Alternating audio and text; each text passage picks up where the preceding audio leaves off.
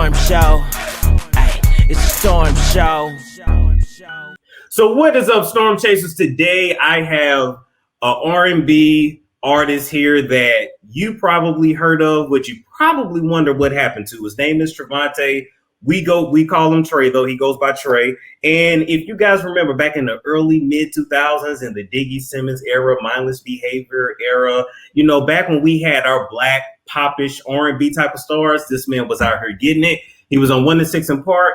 Tank has written for him. I mean, this man has been everywhere. So he's going to tell a story, talk about his new projects, and then we're going to get into some industry stuff too here. So, all right, Trey, welcome to the show, man. Thanks for having me. Appreciate it. Absolutely, man. And so I was like really interested in your story when you reached out because, you know, you told me everything you did. And I said, Trevante said, okay, that sounds familiar. I had heard you before, but never knew what happened to you. So let's just start from the beginning. Tell us where you from, man, and how you actually got into music. Right. Well, I'm originally from Houston, Texas. You know, all my family from New Orleans. You know, and I come from a musical background. You know, as far as my mom did radio for 6 years in Texarkana. My dad was signed to Atlantic Records back in the early '90s with a group called Groove You. You know, my Uncle Walter used to run around and take the artists to the radio stations and, all that type of stuff. So I've always kind of been around it. You know what I'm saying? Always Right. been around it, always just been inspired. I think most kids, most artists, you get in the industry first because you're a fan. You know what I'm saying? And because you're inspired by what you see or, you know what I'm saying? Things like that. So it was no different for me, no different for me. Okay. So music was always in your house. And so first off, I know they finna go look for your daddy and see who your daddy is. You ain't got to say his name though, but they definitely gonna look for him. But but I do have to say, I've heard a lot of artists, like especially Prince, for example. Mm-hmm. He had just been musically talented. Just I think before the man could even talk, he was singing. You know what I mean? And so let us know, at what point did your parents say, "Oh, he got it"? Like we can't deny it. That boy got it. Honestly, probably around 5 or 6, when because I would be singing around the houses and with this Michael Jackson, because I loved a lot of old school music, whether it was like Temptations, Jackie Wilson, Frankie Lyman, the Miracles, just a whole bunch of different artists, and I would just listen and study and just sing. And I remember I was singing "Climb Every Mountain," that old Jackson 5 song. And Okay. Oh, you was old school. yeah, old school. Okay. Like I thought the 5 Heartbeats was actually a real movie. You know what I'm saying? Like I cried when I found out it was like it's not a real It was movie. Like just a Eddie movie, King man. ain't real. You know what I'm saying? Choir boy. But I was very inspired by Eddie Kendricks and Okay. Switch and the Barge and all these great artists. And I would be singing in the shower, and my mom would be like, "Turn that radio off," and and I'm like, "It's not a radio, mom. It's just me." So that kind of thing. And they honestly kind of tried to shield me away from it, to be completely honest. Yeah, I hear a lot of industry parents that do that, and as a grown man, now do you kind of see why they were trying to like shield you from it? Absolutely. And it's crazy because I never thought I would be that person to be like, I don't care about I don't even call myself an artist anymore. I'm just a creative. You understand? I just love to create. And when you go through this industry and you go through different things, you're like, wow, it's not even the way it was sold to me. You know what I'm saying? That's not even that. It's one big illusion. Yeah. And the fact that I'm able to still be here and tell my story. I know a lot of people are probably like, who is he? What does he do? Or where has he been? Or he looks familiar, or the name sounds familiar. But the whole reason of me doing this is because it's all about really, what lineage do you come from? What tree do you come from? And once you understand that and you know who you are and you own it and stand in it, you can tell your story. And some people don't, they might not like that, because I've always been an outcast. I've always been to myself. I never followed the trends and the hype. I just rocked how I rock. You know what I'm saying? So You've had, well, that's called individuality, and that's something that is like missing in music. To keep it real with you, the artists that are actually themselves and individuals, they don't get the Billboard charts like the right. Like everybody else. It's like a carbon copy of one another. You know what I'm saying? You look at rappers, you like, okay, it's 15 others like you.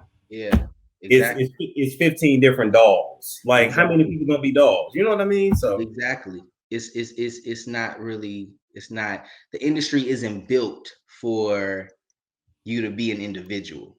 yeah. You know, and that's what I had to find out. It's not, they tell you, oh yeah, we need you to be passionate and yeah, and be this creative and be this artist. Like they'll mention the Michaels and the Princes and these great musicians and artists and creatives, you know, the Kanyes and all this. But truth be told, they don't want that. They don't want that. They want an industry soldier. You know, Yeah. they want a Pokemon. You know what I'm saying? Somebody who just you know, fall in line and do what they're told. You know. I mean, I definitely agree, because if you remember, Prince had called himself a slave at one point. Mm-hmm. Tamar has said the same thing. Michael Jackson said the same thing. Mm-hmm. They don't even really let Kanye be creative the way he really wanted, because Kanye is on a whole nother planet. Absolutely. And so, no, you're absolutely right. They want you to be, this is your order. This is the message you're pushing. Mm-hmm. Do it. Yeah. Yeah. And I learned that at a very early age, that the industry was like wrestling and like school.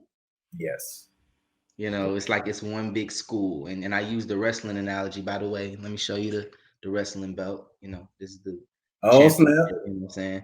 And it's a story to that, you know, and I've been wearing wrestling belts since I was 9, 10, 11 years old. And it's a state of mind.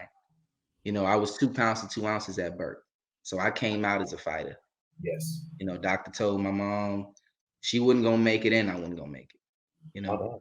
And you know, not only did I make it, but I was able to do things, you know, and to inspire. And that's what this whole thing is about. It's about being inspired by people, you know, and you start off as a fan, and then you slowly but surely you becoming yourself. And then it's like now people are looking at you the way you would look at another artist, you know. And Yeah. it doesn't hit you until later, you know. It doesn't But hit now you.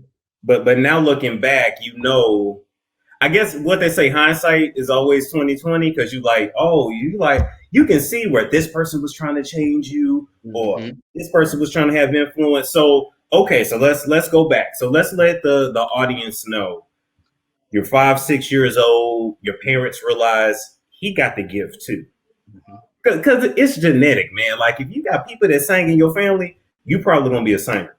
Right. So it just is what it is. And so tell me, you're 6 years old, your parents finally get behind you, you know, as an artist. Tell us what happened. Well, we were in Houston, Texas, and you know, like I said, I just would do a lot of studying, and you know, I would do some shows around the Houston area, and you know, long story short, my dad started writing songs for me because, like I said, it was, you know, it was in me, so they couldn't stop it, you know. So my dad started writing songs and just, you know, working on my voice, and we did our first show. You remember the comedian Lil JJ? I do remember Lil JJ. Yeah. Well, he was like my industry like big brother at the time, you know. He had just won coming to the stage, and you know, I looked at him and I was inspired, you know, again, because it's like, wow, he's young, he's on TV, he's doing it. Of course, you look at 106 in Park and, you know, the Bow Wows and all that. So you like, I want that. How do I get that? And, you know, guys just like, wait and see. You know what I'm saying? So, Right. so we start doing songs and we do a show with JJ. My mom, dad flies JJ out to Houston. We do this show at Texas Southern University. I'm like 9 at this point, 8, 9 years old. You're 9 years old at this point? 9 years old. Yeah. Wow. So what year was that? Oh my gosh. Early, it had to be early 2000. Early 2000s. Early Okay, 2000. how old are you now? I'm 27 now.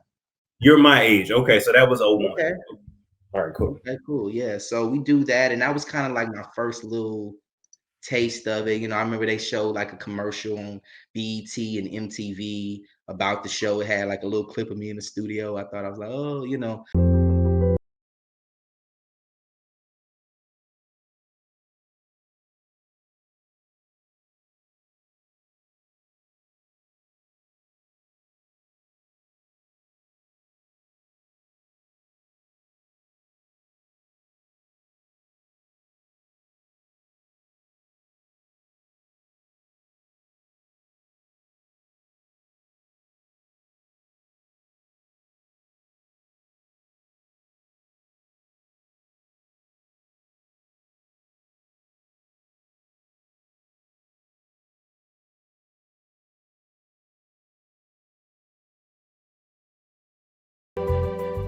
So that was like my first little like, yeah, this is what I want to do. And after that, we got contacted from a famous basketball player. By the And name of Dale Davis? Dale Davis. Now, okay. And when you first told me that, like, I think it was last week or a few days ago when we spoke, I said, how in the hell did a basketball player get involved with like music? But then I remember that Meg Thee Stallions, she was on Carl Crawford's label. So I guess you can get in any. I guess the business is it's business, so anybody can get in it. But that just threw me. So tell us about that experience. Yeah, well, Dale Davis, he played for the Portland Trail Blazers at the time. And we had a song that my dad wrote called Cold World. And, I was 9 singing some heavy stuff, pretty much what's still going on in the world today, Yeah. And, I was singing that, and, somehow he had heard it and wanted to, he wanted to sign me, and actually did. So my parents and I, we, went to Houston, $1,500 in the dream. What I'm saying? Real story. That's Packed it up. Everything started from there. What I'm saying? And I met him, and he wanted to, do certain things with me, and just take me here, take me there. But truthfully, I don't think he really knew what he was doing. We kind of figured that very quickly, because he had a lot of stuff going on or whatever. And, so we were just kind of like, all right, let's get our walking papers. Let's, what I'm saying? Let's keep it moving. And when he signed you to a deal, was this a development deal? Like, what kind of deal was it? I'm not even sure. I would have to ask my mom because I wasn't even 11 at this time, but it wasn't a development deal. Okay. It was almost like this, like I was his artist, and Wow. and I remember just being in the studio early, and to be honest, that was a lot of pressure, because now all of a sudden you're in this big world, and now you just the expectations, and I kind of felt like the older I got, like if you're gonna treat me like an adult, then let's have some real adult conversations. Forget the Yes. age, because if contracts, is on the table with my name on it and money and this and that, let's have real talk. Let me understand the business. Let me understand what I'm really about to get in. Yeah, let me understand what I'm signing, because once I sign it, then the first thing you're gonna tell me when I have an issue, well, you didn't look over your papers, you didn't send it to an attorney. That's the first thing they say. So they try to rush you, but then they'll talk about your ass later on if you ain't. Yeah. Like it's so fake, man. And I just got to the point where I was just tired of the fake stuff, and this is at 10 years old. I'm stressing out. You know what I'm saying? And I went through a voice change around the same time. So I went from having this high pitched voice to, kind of sounding like Marcus Houston on the Immature third or fourth album. Remember when he had the, watch me do my thing, kind of like around that time. But I'm not even 12 years old yet. So, I try to go to school, and and it was tough, man. I'm not gonna lie, we were damn near, well, I know damn near, we were homeless, what I'm saying? We were homeless a few times. And and I remember the night everything kind of changed for me mentally, because I would go to school, and I had this crush on this girl, and she was like my reason for singing at that point. So I was kind of like Roger, from Sister Sister, but not really, you know what I'm saying? I was more so like, instead of doing my work, I'd be in class writing songs, I'd be writing raps, or you know, Well, just that what. was your passion. You know, Absolutely. you weren't passionate about what happened in 1875. You like, no, I Exactly. am an artist. That and basketball. Believe it or Okay. not, I love basketball, but it's so funny. The more like, you know, I really love basketball. Like that was like a hobby of mine. You know, of course, watching wrestling, playing video games, all that. But I love basketball, but because I wasn't able to do it the way I wanted to, over time, I lost the love for it, you know. And that's kind of like a kind of messed up, you know what I'm saying? Okay. Because you know, I was on a basketball team at one point, and you know, but when you really dedicate your craft, you know, yourself to your craft, and you really going hard, some things are gonna slip through the cracks, you know. So It's natural because you're human, man, and it's like we like to tell ourselves we can multitask, but there's nothing like giving your all and mastering something and then expanding. So you're human, man. Something had to give. absolutely. So yeah, so I remember just thinking, I remember looking at my family crying. We were in a hotel room and everybody was crying, you know what I'm saying? And I'm like, I'm young as hell. I'm just like looking, I'm just like, my sister's crying, you know, I'm just like, wow, it's really on me. Yeah, Like it's really on me to I have the opportunity and the gift that God has blessed me with to change the situation. And that's what I did. So from that day forward, I remember looking at my family and I was like, it's not gonna be like this. Like I'm gonna change this. Like we're gonna fix this. good. You know, and that's what happened. So, you know, from there, you know, and by the way, you know, I told you I'm doing a documentary. And this is what this whole thing is about. I'm doing a documentary because I'm just the example. This is just my story. And my story is crazy, but it's so many other people, you know? And I feel like us as young stars and as young artists in general, excuse me, we kind of get looked over Oh yeah. with, you know, with the influence that we brought to the table. You kind of pass it off, oh, they're young, but that's just the 106 crowd. Or they, you know, no, we actually brought some ideas and creativity to the industry that I see now. And Especially in the white pop and popish mm, R&B people. Like you got a certain artist, Justin Bieber. Like I ain't trying to be funny, but that's kind of like okay. Okay, let's just keep it real, bro. Let's keep right, it real. for When sure. it comes to the white artists, we all know that their business plan is to make them urban and then take them back pop. You didn't dress like that from the beginning. Mm, Pink, Justin Timberlake, mm, Christina Aguilera, mm, Britney Spears. You know what I'm saying? They start off black, have that wild out phase, then they go back white. But it's like, but you copied off of us. But somebody like you wouldn't get your credit for something that you originated. But if I take you and I take a white guy that I can make like kind of sound like you, I can get mm. rich off him. I started professionally when I was 11 years old. Right. Now, when I say professionally, I mean my mom started an independent label, the family. We called it Sell Some Records, you know, because that's what you want to do, sell some records. And y'all sold what 80,000 units, right? 80,000 units independently. And you have to remember, this is at a different time. There is no Twitter. There is no social media. There is no nothing. This was when MySpace was coming up. This is when you still had AIM Messenger and Yahoo music videos and, you know, music choice.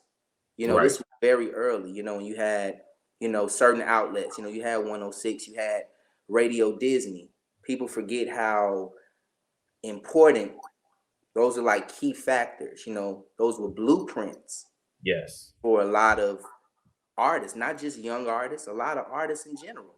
I don't care if you was Destiny's Child. At some point, you was going to the Kids' Choice Awards, the Radio Disney Music Awards. Why? Because the youth is where it's at. Yes.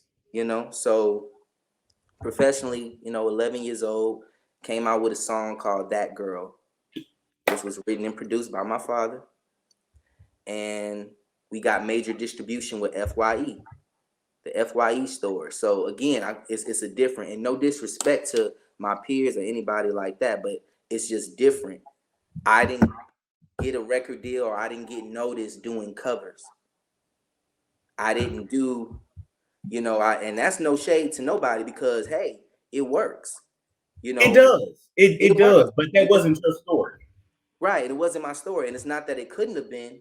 I've always looked at it like if I'm going to do a cover, and I tell, my group members this now, if we're going to do a cover, let it be something that's unexpected.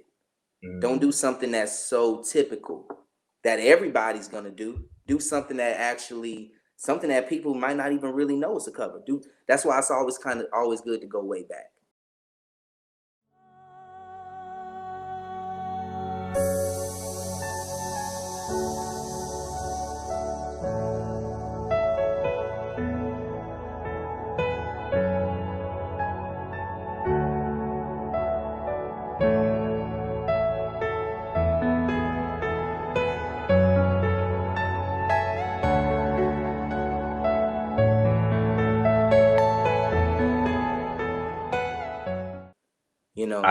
I agree because the hit's way back or a hit for a reason. And so even if you cover it, it's still going to be, I mean, Kanye made a whole career off of remixing beats from like the 40s. Like, I'm just saying. Right.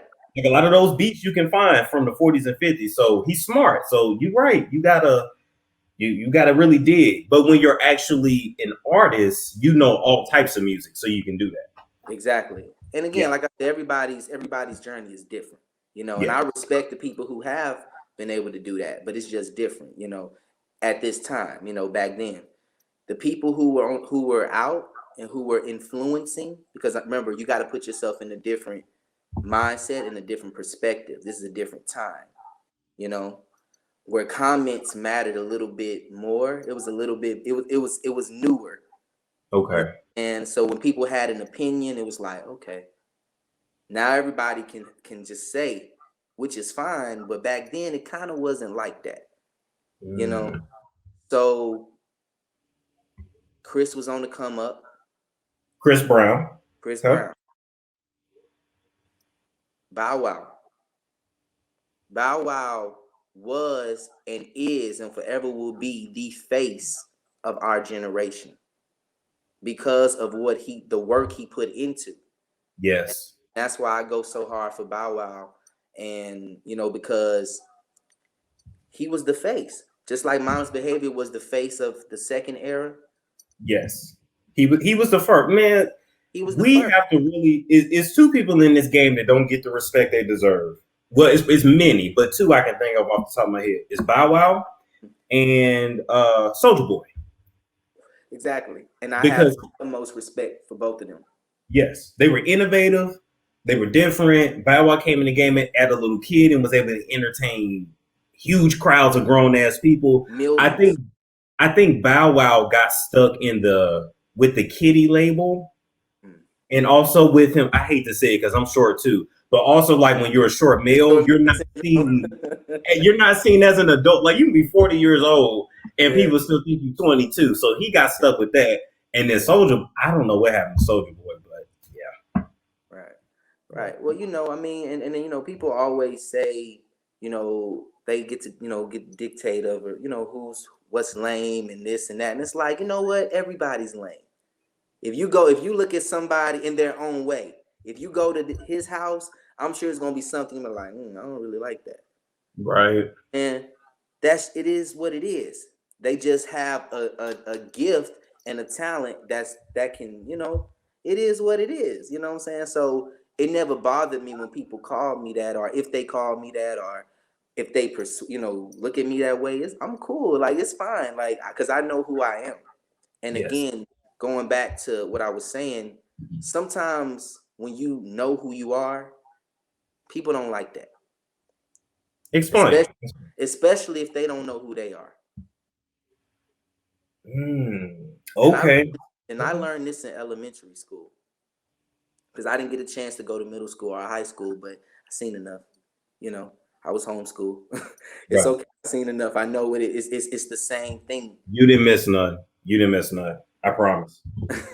Well, the thing about it is I used to get thrown in the trash cans, for being unapologetically me because I wasn't like him.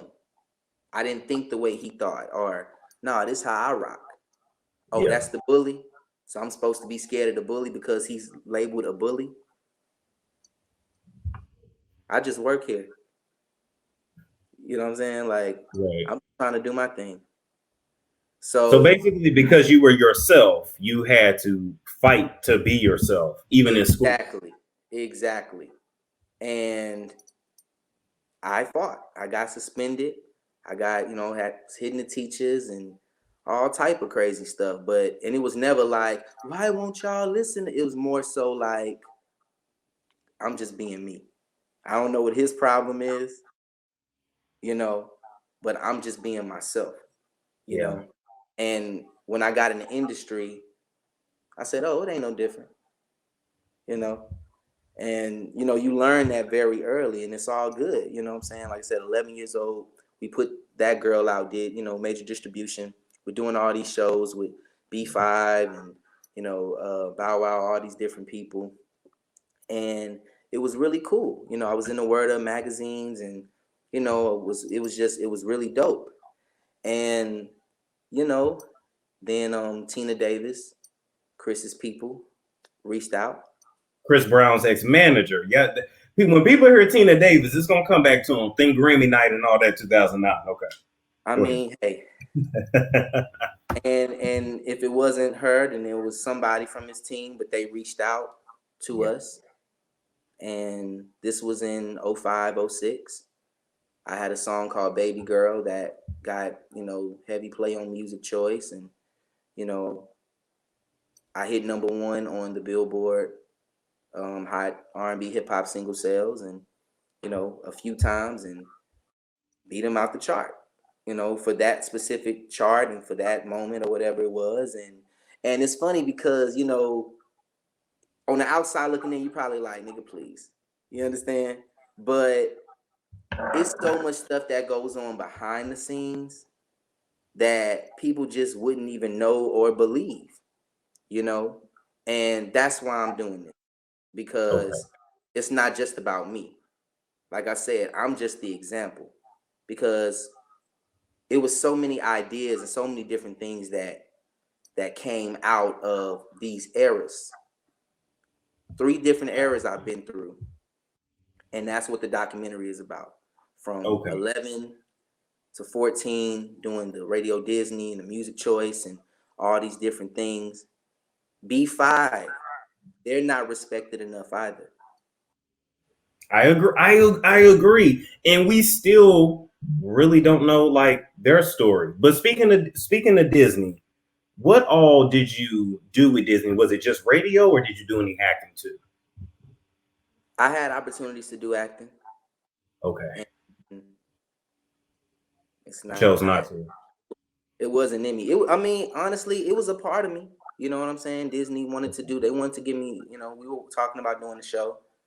I had the same TV and film manager as a lot of big Hollywood people. This guy did a lot of huge shows, from the Parkers, Proud Family, Moesha. He was my TV and film manager. And did you want to say his name? If not, we can leave it out. Yeah, we'll leave it out. No, we'll leave it out. Ralph Farquhar. Okay, because they're gonna be like, who? Okay. Ralph Farquhar. Yeah, look him up. He did a lot. And believe it or not, my first acting coach was Tiffany Haddish. Now, when you say that right there, okay, I right off the top of my head, I think, okay, let's go to Tiffany Haddish. I can double back to that. Uh-huh. How was it working with Tiffany Haddish as your acting coach? Like, how was she? She was cool. You know what? Because I had to do an audition for Disney. They had me reading, the Corey in the House script. You know what I'm saying? So I'm like, okay. And they tell me, hey, we're gonna go meet with this girl. She's gonna coach you on some things. Her name is Tiffany. So I'm like, okay. And then I met her, and so when I see her doing all that and all that stuff, it's like, yeah, that's Tiffany. That's her. That's her real personality. That's Tiffany. Like she's just always been that person from the time I met her, and she was cool, and she was, nice and, supportive, and she's just like, go in there and just do this and da and just own your shit and just, what I'm saying, talking to me like that. And I'm just like, all right. And I did, I went in there and I did that and got a really good response. And, but, that was a rough time for me, because at that point I had went to LA and was doing straight acting. Okay. And I always wanted to sing, Are you living a hectic and stressful life? Between the news and racial stress and trauma, do you find yourself feeling alone and anxious? If so, join our community, Mind, Body, Faith, and learn how to establish daily practices that aid in healing the mind, body, and spirit, like meditation, yoga, prayer, breath work, and journaling. Pause and let your spirit breathe by using our meditation prayer cards and meditation candles when you need to reconnect with God. Start on your new path by taking our meditation quiz, because it's always a good time to meditate with God.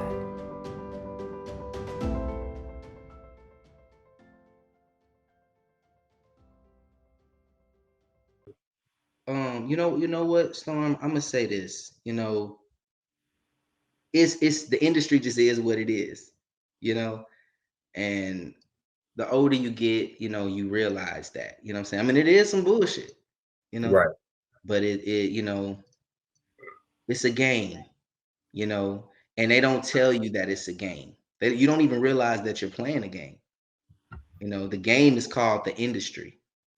This is my perspective, my opinion, but when you just go through things and you see, like we were talking about Bow Wow and all these different people, these people play key parts, but it's kind of like it's overlooked.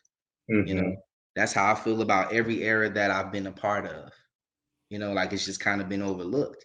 It's like you see it, but you don't really see it. And so when you say a game, okay, every game has a goal. So what do you think the goal of the industry is? To just keep players, to keep the game going. It's like it's never ending.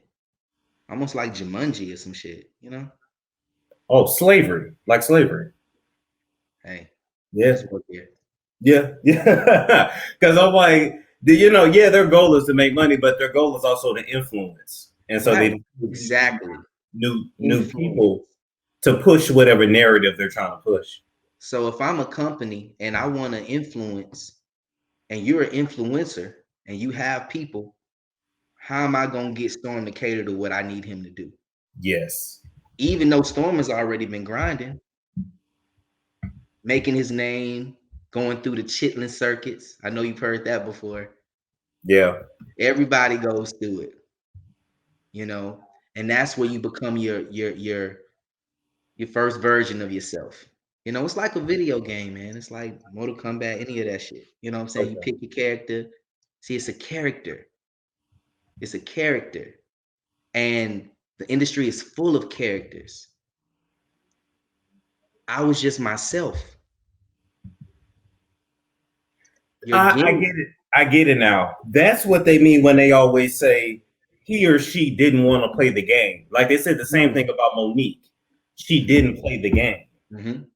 Oh, which means not be yourself and do as you're told. Do what I want you to do. If I'm putting up the money and I'm going like this, yeah, and it's even worse for young artists, because we come with this so much with this influence and these ideas. Kim Porter did my first photo shoot. Tell us how it was working with Kim Porter and how that came to be. Well, this is when we were independent, and the industry is small. It's very small. That's why it's hilarious to me when you see people and you meet them like 12 times. It's like, nigga, I'm not shaking your hand no more. I know you now. I know you. Yes. You know me, or you know of me. Right. You know, like even like, you know, Bobby V, you know, we did a show a couple years, maybe like 2 years ago, you know, Q from 112, the shout out to 112. They really rock with Bluff City. They're like really the only group I would say that OG group, and we met them all. Drew Hill, you know, Silk. Shout out to all the groups who paved the way for Bluff City and for all the groups to come. But Nice. 112, I believe, Slim, Mike, Q. Haven't sat down with Deron yet. But Slim, Mike, and Q really sat us down and took us under our wings. And that's some whole other shit, you know. And that's what I always wanted to do, was be in the group, you know. So again, I was being myself, but it was just one version, because I always seen myself doo-wopping and, you know, and doing attempts in the New Edition and, you know, Coming in, singing on my microphone. you know what I'm saying? Yeah. So, but it didn't work like that at first, you know. It was just like, no, this is what it is. And I was cool with it because I love the creativity and I love that part of it. You know what I'm saying? But, you know, it was so much that came with it. Yeah, but in going back to Kim Porter, you know, we were in Atlanta. Atlanta is small, the industry is small. And, you know, she had, you know, her and it was called the Three Brown Girls. Okay. You can look them up, you know, and they did makeup, you know, clothes, all that. They styled me for my whole first photo shoot. The name of my album was going to be called Music in Me, Music in Me, because I was the kid with the old soul. Okay. So again, it wasn't really a gimmick because it was really just me being me. It was you. Right. And shout out to Corey and Sammy and everybody who came before me, you know, because I remember seeing Corey with the Kango, you know what I'm saying, a few times. But I know at that point, nobody else was doing it.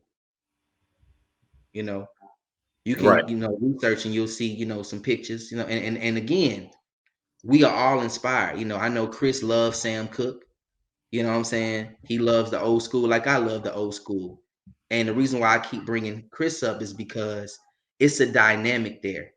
It's a, you know, I feel like by the time we got to the Mindless Diggy era, OMG Girls, all that, it didn't matter who you were. We need another Chris. Okay. You mean as far as the industry, they were like, okay, for the next one coming up. But okay, let's back up and let's say this too. When it comes to I know I'm bouncing around. no, you're fine. You're fine. They'll be able to follow. When it comes to the industry, if you black, it's like there can't be 5 black successful R&B singers at the same time. It got to be one, just one, and then they have their reign, and then another. Same thing with black comedians. Same thing with black female rap. Same thing with black actors. Like, so when you say, yeah, once he was very successful, then it was like, well, we need another Chris. But you can't do that because only Chris is Chris. Exactly. Like, yeah, exactly. And you had people, you had the Marcus Houstons, you had Neo, you had, you know, it was some people out there. You had Trey Songz, who was on the come up with Gotta Make It. Yes. You know, which was to me the most authentic Trey. Yeah, because after that first album, I mean, I think the second or third is probably my favorite, but absolutely. But now people are not listening to him like that. But his audience is older now, so it's kind of weird. He's in that weird spot, but yeah. Right. And even if it wasn't his most authentic, it came from a soulful place. It was the struggle. It was the come up. Gotta make it. The title says it all.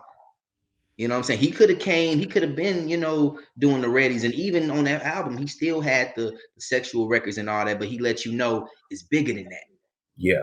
He had Aretha Franklin on his intro. Why isn't that talked about? You want to talk about R&B? That's real R&B. Yeah, you're right. You know, for a debut album, Trey, this is Aretha. Like, you know, like. But the way the industry is, man, it's like they got to turn you into a sex symbol. So they made them do some sit-ups, and then it's like, okay, now it's all about sex. Right, and that's fine. And that's fine. You know, like I said, I myself, I love Bobby Brown. I love Rick James. You know, these are people who I grew up listening to, you know, but at the same time, me personally, you know, you get into the industry and you don't start thinking about it till later. You're like, yo, I'm not cooning. Are you looking for a great opportunity? Would an extra $1,000 a month help you? What about $5,000 or even $20,000 a month? Would that make a difference in your life? What if I told you there is a company that is training people every day how to earn a daily income as well as a weekly income? Yes, you can get paid in 2 different ways. No prior experience required. Training is provided and you can start right away. But you must be 18 years or older. You can work from almost anywhere globally. The company's top pay scale is $1 million a month. There are thousands of people worldwide who are joining this company, and within just a few months are earning more than their yearly salary. You can set your own hours, be your own boss. Training is available every day and so much more. And there are thousands of independent business owners earning money every day and every week.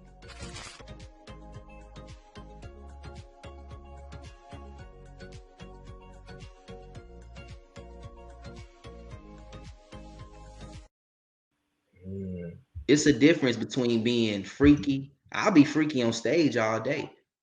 That's what I'm saying. If you go back to those eras, go back to the mindless era, I was very freaky.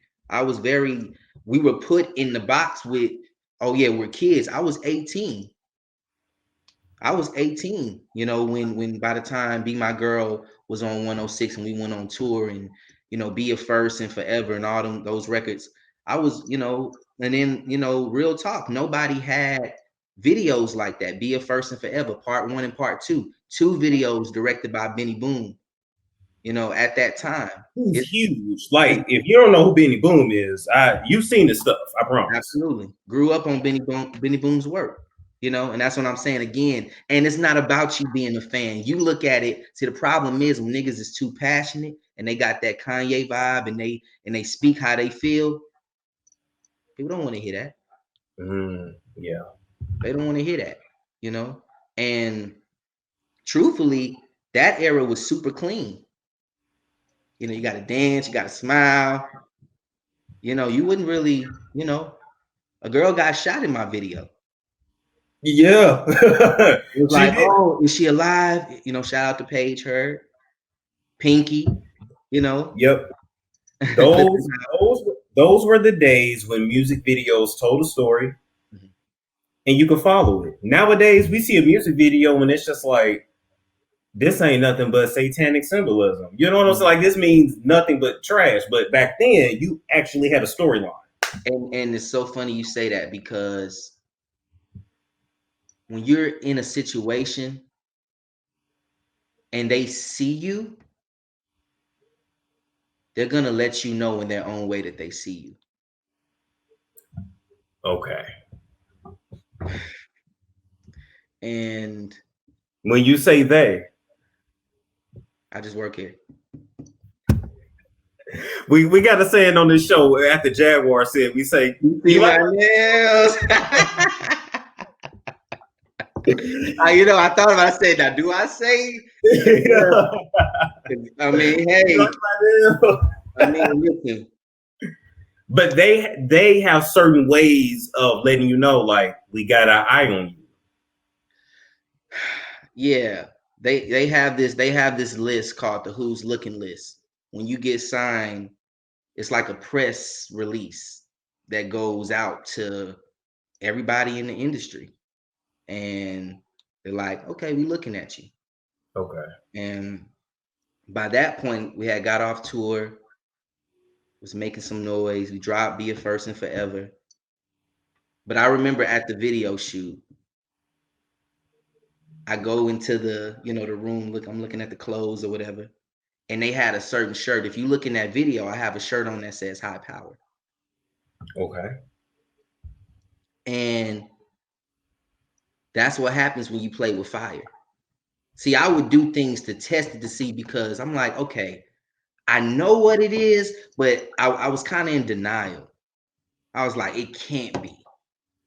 Like, no. Where is High Power from? I can't think of it off the top of my head, but I mean, that's just the saying that, you know, certain group of people say. I mean, a lot of people say it. You know, your higher power, but you know, this specific shirt, you know, was a little, you know. I put it to you this way: my mom was like, "Get that shit out of my house." Okay. Yeah, because there was a shirt that Jay-Z wore that had a saying, be thou will or do what Yeah, I know about it. Yeah. Yeah, it's from Anton Levy. Okay, gotcha. Yeah, Aleister Crowley. I know him. Oh, Alistair Crowley. Yeah. I was not gonna get that book. Yeah. But anyway, So were you ever approached by these people? the funny thing about it is it's weird because it's like, yeah, probably. You know what I'm saying? Because you meet certain people and they act a certain way, or you don't even think that they know you. You know, like even going back to Kim Porter, like she did my very first photo shoot. I'm doing shows with B5. What's the connection to that? Oh, we're gonna get into that connection. We're gonna get into that connection because later on in your career. Well, wait, let's back up first. Mm-hmm. How did Manny become your manager, which is Keisha Cole's ex-manager? How did that come to be? Well, I did. What happened? So we dropped Baby Girl #1. This is after, and I'm leaving a lot out too. You know, Sierra came to the table at this point. Daryl Simmons, which was the styling partner for Babyface and L.A. Reid, he came to us at this point. Okay. Everybody wanted to do something with me. Again, we're still independent at this point. So from 05 to 08, we were just doing the independent thing. FYE stores, mall shows. You know, I was a part of 1900, kids going back to school with book bags, a part of this organization. Doing different things around that time. Nice. Did the Radio Disney's incubator. So all this happened in that time span. 08 comes and I say, the Disney stuff, the acting, all that. So I'm like, I want to get a major deal. That's what I want. I want to, it's kind of like what my bro Quee say. He said before he signed the Cash Money, he felt like I've done what I needed to do on that level as an independent. Like I don't think that road is ended as far as being independent. Now it's like, okay, let's go to level 2. Gotcha. So that's kind of what happened. So, go through somebody, meet somebody, and I meet my manager, Rod Bullock. Now we know Mr. Rod from Love and Hip Hop Atlanta. Yes, you do. And the fake storyline. Yeah, so it's a job, people. Entertainment is a job. Stop thinking reality is real. All right, go ahead. It is definitely a job. So yeah, I meet Rod Bullock, and we start working, and I meet Coach K. He starts working with me, and all these people. If you don't know, you can just look them up. And Coach K, he's connected to the Migos, QC now, but back then he was known and probably still known for managing Jeezy and Gucci and all that. So that was around the time I met him and was working with him. So yeah, so we were working and doing records. I did a song called Young Love. And at that point, it got the attention of Keisha Cole. Okay. So people just listen to me and kind of look at it from a different perspective. Because again, it's like if you a dancer and you see whoever your favorite dancer is on TV and you like, I want to do that. Or I want to meet her. Yes. I put my whole family on Keisha Cole. And this is why it's so important to pray and to speak things into existence and to walk in your faith and walk in who you are and know who you are. Now, mind you, all the way up until this point, I had my long, my ponytail, and I just had a different vibe. That's what I'm saying. Walked around with the wrestling belts, because I had a wrestling mentality. Because when you go out on that stage and when you walk, this is my ring. I'm the champ. It's a state of mind. It's deeper than just the wrestling belt. And it's going to push you to perform at your very best every single time. Absolutely. Because wrestlers in every different city, they are expected to bring the same shit. They brought it in Iowa City. You better bring it in New York too. You better bring it in so I get that. Yamaya's Gift is a brand that specializes in medicinal herbs and all natural supplements to help alleviate a lot of conditions that Americans suffer from, okay? Now, Yamaya's Gift got products to help you with that hypertension, to help speed up that weight loss, get rid of them fibroids, as well as help alleviate the symptoms of that diabetes. Oh yeah, that sugar is real bad. So now with Yamaya's Gift, you get a lot of gifts, but the best gift that anyone could ever give you is the ability to heal thyself from the inside out with products like elderberry syrup to help keep that immunity in check, because we all fighting Miss Rona. We all trying to windmill her ass up out of our lives. But one of my personal favorites, as a matter of fact, two of my personal favorite products with Yamaya's Gift is the all natural honey and the tea that's for men. And the reason why I like those products is because if you are somebody with a low sex drive, if you need a boost in the bedroom, and if you are ready to get Brian Pumpered, Lexington Steeled all night long, then just put some of that in your man's cup and you will be on your way to a happier, healthy marriage, all right? Now, place your orders today, whether you need your immunity taken care of, you're trying to lose some weight, you're trying to get rid of that sugar, the diabetes, or you're just trying to bust a nut, okay? Order her shit at www.yamayasgift.com. Absolutely. And you turn your character on, Yes. you know, and, so that was the thing about it. So, at that point, we're doing this, Keisha heard the song and she loved it. Shout out to, Keisha's niece, because she's the one who actually was like, Brianna, she's like, which is Neffy's daughter, she's like, she, she just was, she loved it. She was a fan and it was awesome. So, and we all got close. We all got super cool. Neffy, Solo, the whole family, So I'm thinking I'm about to sign to Keisha. I'm like, because that's what I was told. As in Keisha, she's like, don't change nothing. You good, Right. I was 15 at this point. And, next thing you know, her management comes in and, takes over. It sounds good. It felt good. You know what I'm saying? Meaning what was presented, the opportunity. And at the time, Keisha was on her third platinum album in a row. She just coming off the album with I know you've seen a lot of things in your life. The one with yeah. oh, That was yeah. just at the top of her game. Down for you, baby. You know what I'm saying? Yeah, Heaven Sent. That was my stuff. Yeah. Yeah, she was. Oh, man, that was like sophomore high school. All the girls sung that. Yep. Yeah, she was, you know what I'm saying, at the top. And, we're going out. I'm going to my vocal coach, Mama Jan, who was also Justin Bieber's vocal coach at one point, Usher as well. So I'm going to her. We're asking people. We're like, hey, what you think? You know what I'm saying? And they're like, oh, yeah. Like it's, you hear all these good things. And about men. You were hearing good things about men. Correct. Okay. And then, once things go sour, yeah, man, because he did this. It's like, where was you? Well, what? You know what I'm saying? So, but you got to learn for yourself. You know what I'm saying? So, and that's the thing about it. People ain't gonna have your back like that. You would think, because we coming off of when I say we, I mean my family. My mom, my dad. Sell some records. We coming off of it like we didn't know that you had to be disloyal. We didn't know that you had to actually step over him, or they expect you to, or that's what you should do. Oh, they expect you to be shiesty, not to.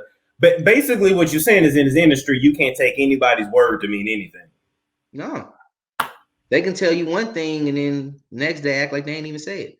Yeah, it's like, but what you said? No, I don't recall. It's all on you at the end of the day, and the opportunities that's given, and that's the thing too. I hear people say, oh, people put people on. my opinion, you can't put nobody on. You can give them an opportunity. And if they take to, use that opportunity and, do something with it, then it is what it is. You know what I'm saying? Yeah, because you can put somebody out there like 50 going north, but if people don't like them, Mm-hmm. or if there's nothing to them, it ain't gonna last. So yeah, you're right. You're right. Yeah. So I mean, the thing about it is, he's a good guy. And I've spoken to him this year. I have no problem with nobody, but Okay. I'm gonna tell my truth. I'm gonna tell my story, because this can help other people and just people who want to get into business. It's like, okay, well, just know what it is. If at any age, what I'm saying, I was just young. I was blessed enough to be young enough to actually go through it and be like, okay, you know what I'm saying? But I Right. would not advise kids to be in this industry.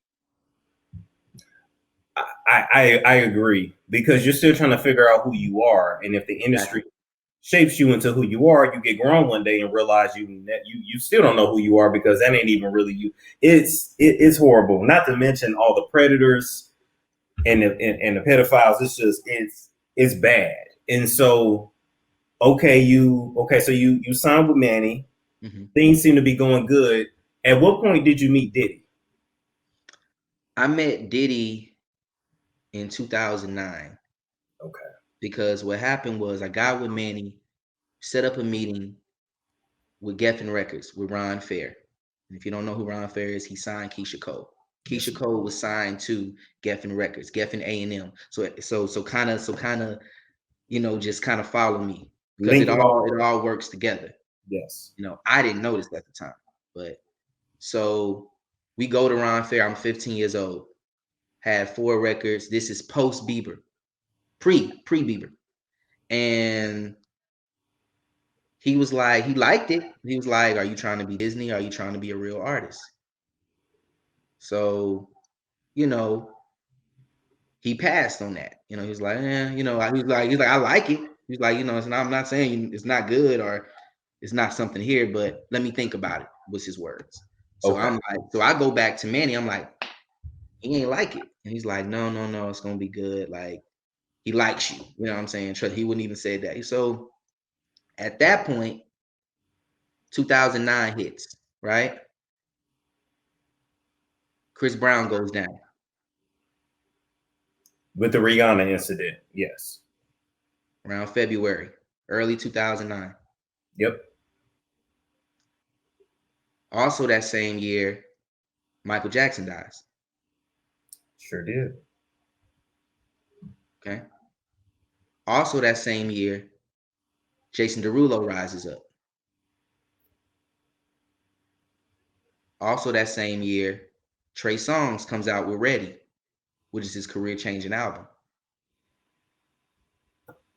Damn, I hope they can put 2 and 2 together with that. Do you think they're gonna be able to put 2 and 2 together, or do I need to explain it a little more?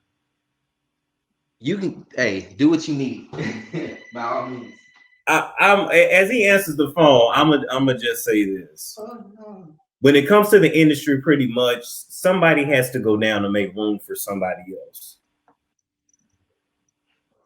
If you catch that drift, certain people have to go away so other people can get to where they need to get to. So there's no coincidence that people go through things. They either ends or changes the course of their career, and then somebody else skyrockets. Okay, go ahead. Okay. Go ahead with the data story. Okay. Well, so basically, at this point, My Shine comes out 08, 09, and I want you to pay attention, and kind of, if you just go back and look at certain videos, hear certain artists, certain songs. I'm not saying no names, but just if you hear certain songs and artists at that time, it was very Chris-like.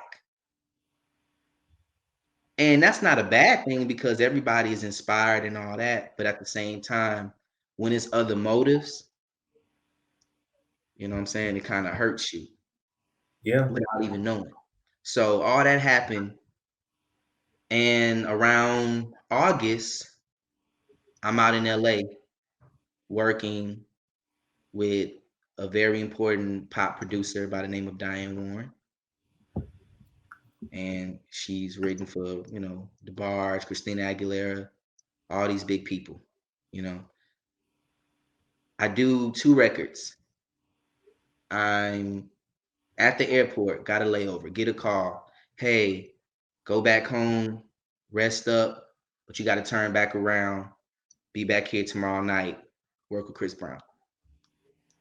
Bad bitch, are you a bad bitch? Are you a bad bitch? Is you a savage? Now, whether you are a bad bitch or whatever you want to refer to yourself as, I am here to talk to you today about a book called Bad Bitches and Power Pitches that is authored by Precious Williams. Now, one of the biggest differences in life between you and your competitors, I don't give a damn if you're going for a promotion, if you're trying to sell your business or anything, is the ability to effectively communicate.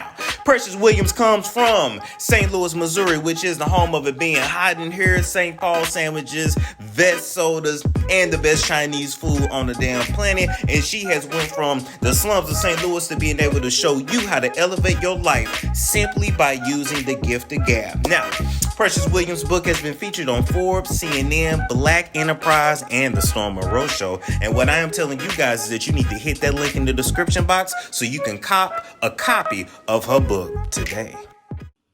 Wow. So I said, okay. So what happens? My father. Oh, okay. So, hey, Daddy, do an interview. So what happens is, I get to the studio 3:00 in the morning, and it's just me in there. They say, okay, you know, Chris has to, you know, sleep because, you know, he was meeting with his attorney. This was right when it was very heavy, you know, and you know, so I cut the record, called Flatline. The next day he comes in the studio, him and his manager at the time, and you know, they come in and we vibing, and he's like, yeah, don't change nothing. It's just dope. And we start on this other record called Out of Sight, Out of Mind.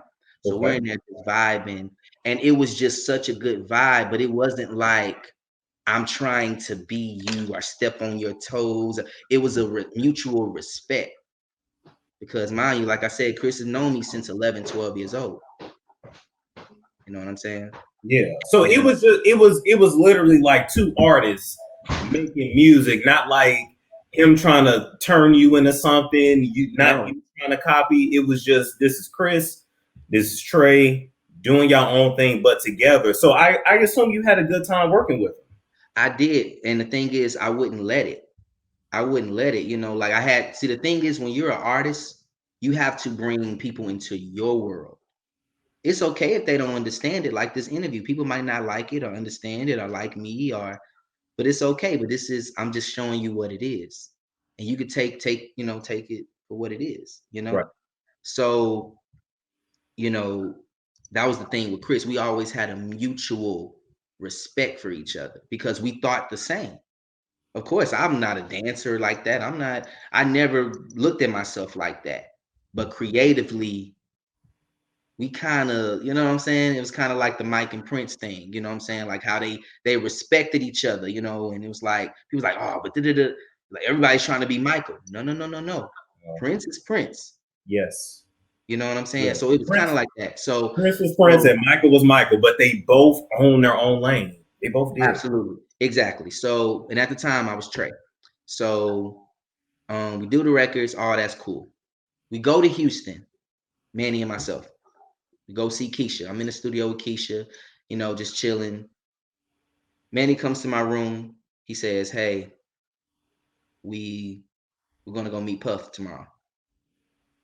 And I'm like, whoa, you know, and it was crazy because again, when you look at, you know, the making the bands and, you know, 112, Danny Kane, Mace, you know, Carl Thomas, you know, Shine, like, you know what I'm saying? See, that's the problem. When you're too passionate and you care about the culture, they don't want you to care about the culture. Because if they cared about the culture, we'd have another 3LW. If they cared about the culture, we'd have another, you know, we would have different versions of that. We would have a Bow Wow. We would have, you know what I'm saying? We would have that. Yeah, we got Ariana, but, you know, they not even letting her be herself. Yeah, and she still sounds like a black girl to me, but that's just my opinion. Right. So anyway, so we go meet Puff. We go to the Hamptons, and that was a very interesting, overwhelming experience because that was the day I realized that everything is connected and everything kind of works hand in hand, you know. And I won't go too deep into it. I'll leave it for the doc. But what I will say is he really wanted to sign me, really wanted to sign me, and I felt that. This is right when he was starting Dirty Money. Okay. With Kalina and Dawn. Gotcha. And you would have been great in that group too. I just thought about that. Right. Well, at the time, I think he had other plans, Yeah. I think he had other plans. And the funny thing is, I'm sure Jacob and Juwan and everybody was around, but I didn't see them. Just like they didn't see me. I didn't see them until we all were placed on 106 in Park. Okay. You know what I'm saying? Like I remember going, like, after that meeting with Pup. I had 2 meetings with Pup. First meeting was at the Hamptons. The second meeting was at the Interscope building. Now tell us about that. Was for the Halloween party, right? No. Oh, no, it's another. Okay. Tell us about the second meeting with us. Well, I mean, it just felt good because I was like, wow, I didn't. That's when I knew. I said, wow, he's serious, because he would tell Manny, I want him to be the face of Sean John, and I want him to do this and that. And Manny would tell me certain things. He never would tell me the full story. He never. And I would ask him. I'd be like, hey, like, I want the details. You know what I'm saying? Like, what are you guys talking about? And it's just like, no, that was an interesting meeting. It was some very important people at that meeting. Okay. And like Jimmy Iovine? Yeah, he was at the meeting. I don't know if you know, but he was actually at the same meeting for Dirty Money when Diddy was pitching that. And he actually was like, yeah, I love the girls, but can you get like Cassie to just sing their lyrics?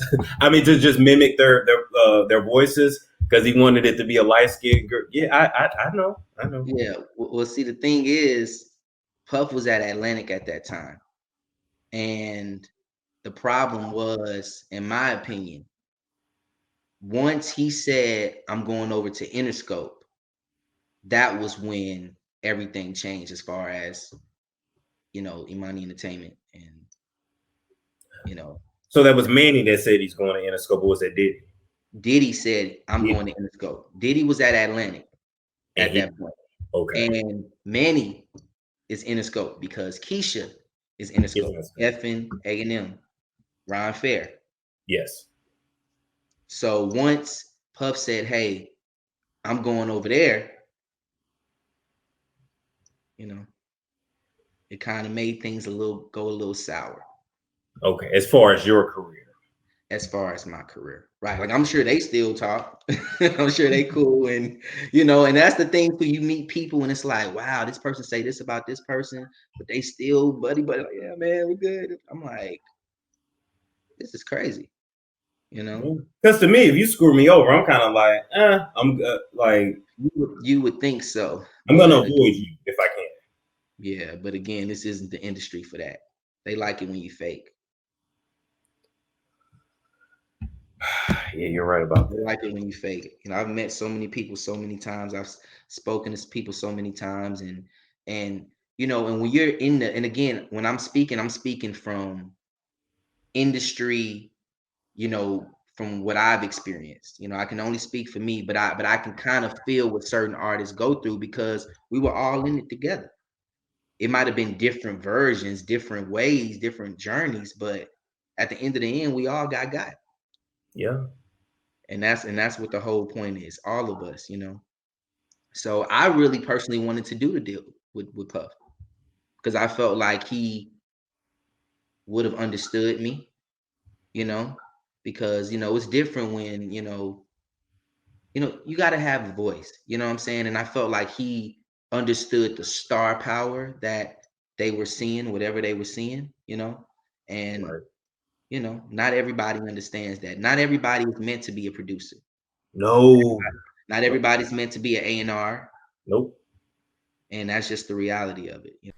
Embrace Pangea is a black-owned health and wellness brand that has solidified themselves as being able to take care of your yoni. But guess what? They do more than just service your yoni. Yes, as a matter of fact, Embrace Pangea has products to cover you from head to toe, inside and out. And in particular, let me tell you about a couple products that I personally use. Number one is the herbal tooth powder that is better than any toothpaste that you will get over the counter. It will get your teeth clean and help your teeth to maintain a natural white shade. And in addition to that, the advanced botanical mouthwash is something that we all should have in our medicine cabinet. Now, when you look at a bottle like this with 25 potent herbs like echinacea, golden cell, don't laugh at me if I mispronounced that, you know what I meant. We need these natural ingredients in our mouth rinses so that we can fight tooth decay, gingivitis, all of that plaque, halitosis, and overall poor oral hygiene. Okay, so if you want to get a good clearance when you go to the dentist, get you some Embrace Pangea. And in addition to that, make sure you use my code STORM to get 10% off your order at checkout today. You know what I'm saying? And egos, you know, and that's the thing. It's never about the artist. It's always the ego. It's always about the other person involved. That's why I say it's like wrestling. Well, I feel it's no different if you in the ring and you making an announcement, like if you Stephanie McMahon or something, and you getting ready to say something, then somebody comes out, hold on. It's like, bro, where you? Like, it's all an act. It's all BS. You ain't got to stick your chest out for me. Right. You know what I'm saying? And I've seen that too many times since you know, day one. And you know, the reason why I think Puff appreciated me was because he seen me work. Remember, like I said earlier, Kim Porter was there. She made the phone call from the photo shoot and told him about me. About you. He had been watching you the whole time. But see, when you're a kid, you don't understand that. And everybody was in place to eventually to get you to him. I met Kevin Wells, who was worldwide, the production company that B5 was signed to, also 112. Also, he used to work with Trey too, right? I'm not sure. I'm not sure about that, but I wouldn't doubt it. Yeah. Oh, you thinking about Kevin Lyles? Oh, okay. All right, my bad. Yeah, Kevin Lyles. Okay. Yeah, but you know, and that's the thing about it, man. Like, you don't think about it, but then it's like when you start putting two and two together, you know, it's like, oh, and then you know, it just be some crazy stuff that happens. So much to the point where, you know, Puff called my mom and was like, "I'll make you a millionaire in the morning." He was willing to sign you, give you that $1 million advance, which is what that would have been. But when you, and not saying y'all was broke, but when you are grinding, $1 million is $1 million. Mm-hmm. But like I was telling you before, if I offer you $1 million, you're worth 10 times that, maybe even 100. Right. So looking back, let me ask you, do you I know it didn't work out because of other circumstances, but looking back, do you wish that it could have worked out with Puffy, or are you glad it didn't work out?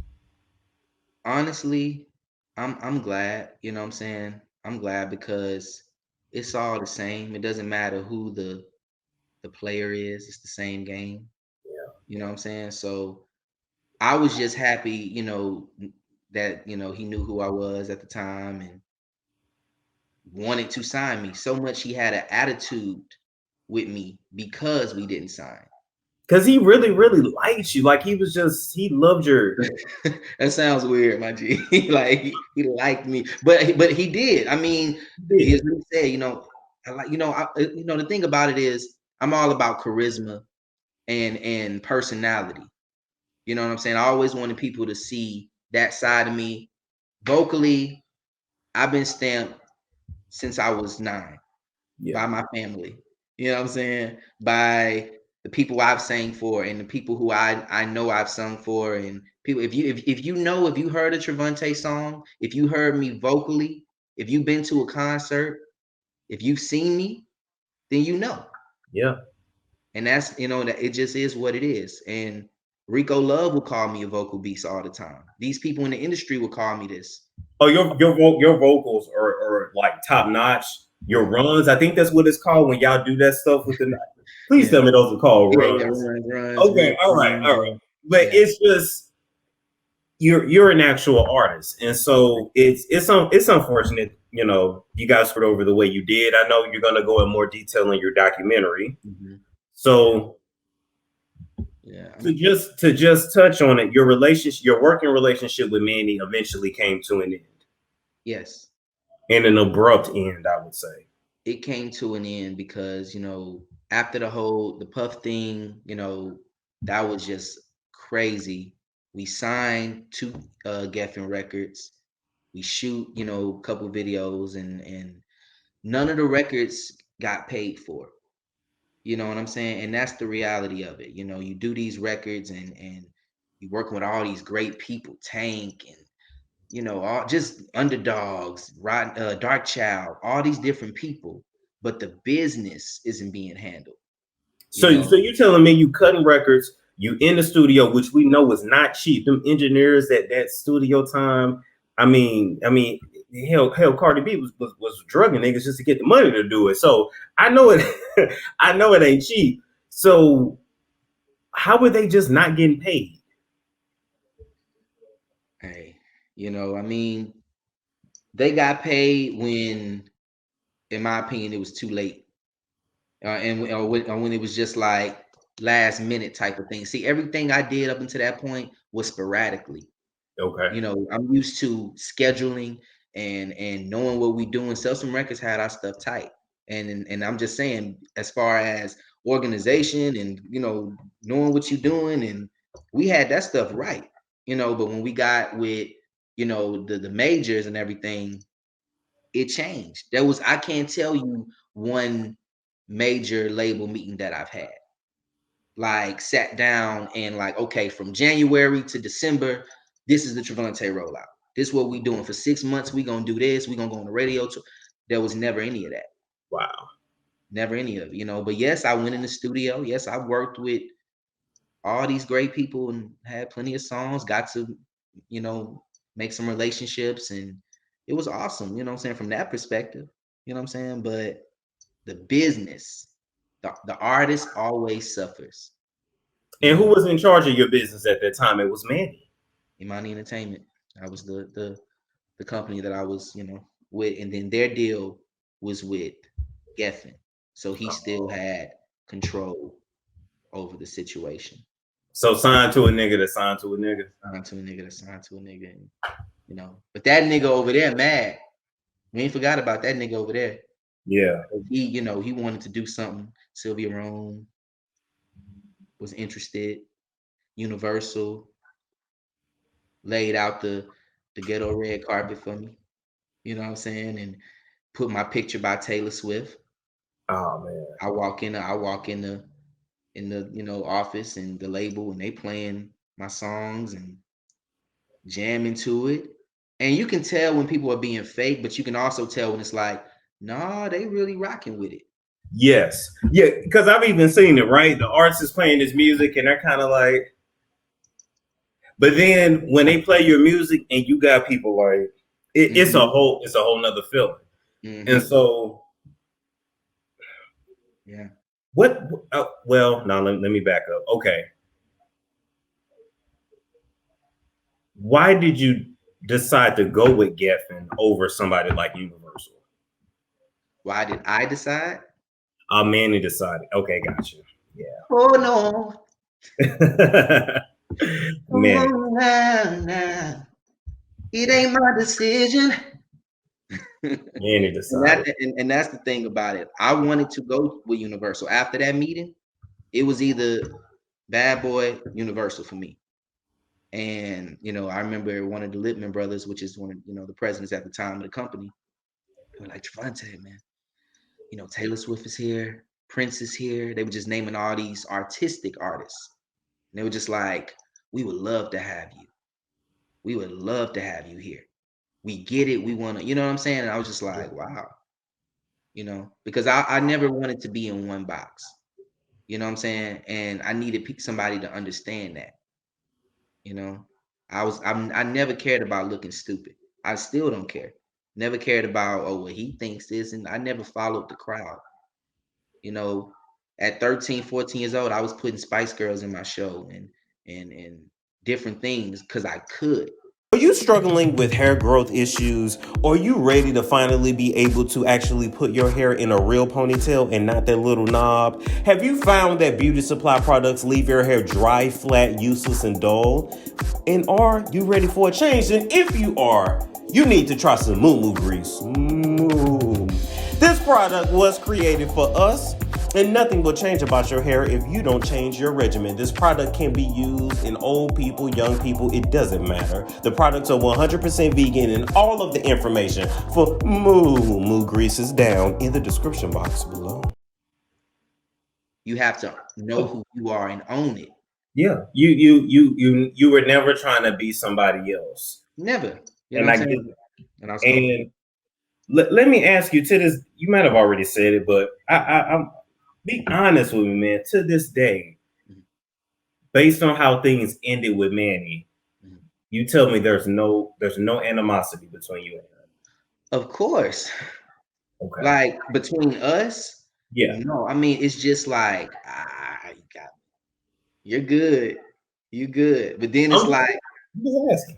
Yeah, it's like you got me. You know what I'm saying? Like I could see if it just happened to me, then I'd really be like, all right, man, somebody give me a bat. I'm about to go DDT somebody. You know what I'm saying? TLC. Yeah, we finna TLC. Right, exactly. Because I'm a Gemini too. So like left eye. So oh shit. I don't want no Trey, let me tell you right now. When you go Gemini, I don't want no smoke. I'm sorry for anything I may say to offend any of your personalities in advance. We get it bad, man. We get it bad. But yeah, but if it just would have happened to me, then but that's why I say everybody has similar situations, whether it was, some of the things I went through, whether it was overexposure, not enough exposure, like my case, and people dropping the ball in certain situations. Everybody happened. Like what happened to my Sean? What happened to Khalil? What happened to Jacob Lattimore? What happened to Juwan Harris? What happened to Trevante? What happened to B. Smith? What happened musically? Where's our album? Every last one of us were signed to major labels from 2008 to 2013. No album. OMG Girls, no album. No, very true. Nobody even knows. I co-wrote Where the Boys At for OMG Girls. Oh, really? Yes. Okay. Well, who else have you been with? Edric Miles and Zeke Lewis from The Clutch. Okay. Nice. So okay. Now that you said it that way, I can understand because I ain't the only one that got ripped off. The details of the ripation, I'm gonna leave it for your documentary.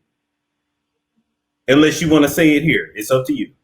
I'll just say that when you find out that your budget money is being spent on things that oh, so it should have went to that video, but it went here instead. A lot of money being taken out of your budget for other things. It's a little fucked up. I call it straight thievery. You're taking money that's for me for some excuse me, sir. I mean, and that is just messed up because it's like young artists go in there, and that's what I was saying about the cooning. You don't know you cooning at the time, but if you in the offices and you dancing and singing, you doing all this shit for these older people, and they make a decision on what it's like, bro. I've already been stamped. I've already been approved by God. I've already been approved by my family. I already have people who can vouch. I'm here. Yes. I'm here in front of you. Yes. And now you telling me you hold the key to my future? I think not. But you got to understand, you're taking, and I think I told your mom this, you have a God-given gift that you now have to navigate and sustain a living for yourself in a satanic industry. Absolutely. So it's almost as if it can't work and you keep your morals at the same time. It's I mean, lose. It's the lose-lose. yeah. You know, I mean, it is some good things that come out of it. Like I said, I don't want to make it where it was just like super terrible, because yeah, I did, you know, more people have heard of me or seen me because of that. Like I said, I got a chance to work with legendary people, platinum producers and writers, and you know, all that 106 and the whole nine. But at the same time, I already had a story before that. Okay. And that's what I don't think they cared about. It didn't matter. Now, mind you, they came to us. I remember when, you know, my mom was showing Manny the press kit, you know, EPK, you know, we flip and, you know, show them what we had done up to that point, the articles and the charts and all that. They were impressed with that because we had did that on our own. This wasn't made up. You know, we had a lot of people coming to the table just off of the strength of these two kitty songs that we were doing, you know, but because the confidence was there, the charisma, and we moved like we knew what we were doing, and we were getting people, we were getting fans. They would shut shows down. People, you know, we do certain shows with certain artists, and they say, hey, well, you can't sell, you know, your shirts and your merchandise because you're taking away from the crowd, because everybody's coming to your table and leaving the show, and you know, and people take certain props or certain things that you have on your show, major artists, and you're looking like, wow, Yeah. this is at 11, 12. So it doesn't change. You know what I'm saying? So with Manny, he did a lot of, you know, crazy stuff, but he did a lot of good stuff too. I met a lot of people, introduced me to a lot of people, and I will say he believed. I will say he believed. He just wanted it his way. He just wanted to do what he wanted to do. That would make sense why Keisha Cole separated from him. Couple times, but Keisha, you know, they fam, they get back, you know. And I'm not the only one who, you know, you can just do your research of who he's been in business with and who has separated and what had, you know, a complaint or whatever. I'm not saying nothing off the wall shit. I mean, it's been out there as far as, you know, his character. But I was his first artist, his first real artist. He was working with other people and consulting with other people and was throwing his name, but I was signed to his label. So I got to experience another side. So if you or someone you love has been affected by Manny, come to the Storm Monroe story. Right, come forward. Or I mean, listen, it's a lot of Manny's. Yes, it is. It's a lot of Manny's. That's just his name. I'm gonna call him Chives. It's a lot of them. It's a lot of Chives out there. It's a lot of, you know, Big Reds and Shugs and that's the whole industry. But like I said, if you a kid, people don't know how much pressure that is, man. They don't know. They don't know, you know. So, man, you know, it's just crazy when you think about it and reflect. And this whole thing really came about, to be honest, this year. You know, I was on tour with Jacquees, the group Bluff City. You know, we sung back, you know, backgrounds for Jacquees as well as opened up for the show. And that's just another conversation within itself, the history that myself and Jacquees has is along with the group. And, you know, it's really funny, you know. So it's deep too. It's very deep. Yeah, we were on this tour and I kind of had like a moment, like we just got to LA, we're on the bus, we're pulling up to the venue. And right when we pulled up, it announced that Kobe died. It was announced, you know, and I snapped. Like I snapped in a way, but it was like I was kind of like, I was just having like a rant because it was also the same day as a Clive Davis party. So Kobe died on the same day as a Clive Davis party?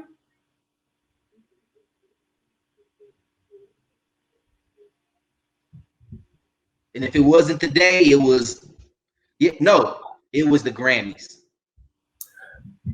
Oh shit! And then they already had they were able to pull together a tribute really quick.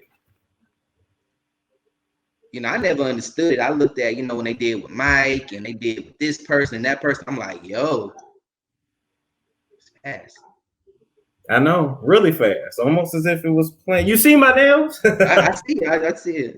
Yeah. So, okay. But you know, so I had a moment. You know what I'm saying? I just kind of let it out on the bus, and everybody was kind of looking at me like, "Trey's crazy." Are you living a hectic and stressful life? Between the news and racial stress and trauma, do you find yourself feeling alone and anxious? If so, join our community, Mind, Body, Faith, and learn how to establish daily practices that aid in healing the mind, body, and spirit, like meditation, yoga, prayer, breath work, and journaling. Pause and let your spirit breathe by using our meditation prayer cards and meditation candles when you need to reconnect with God. Start on your new path by taking our meditation quiz, because it's always a good time to meditate with God.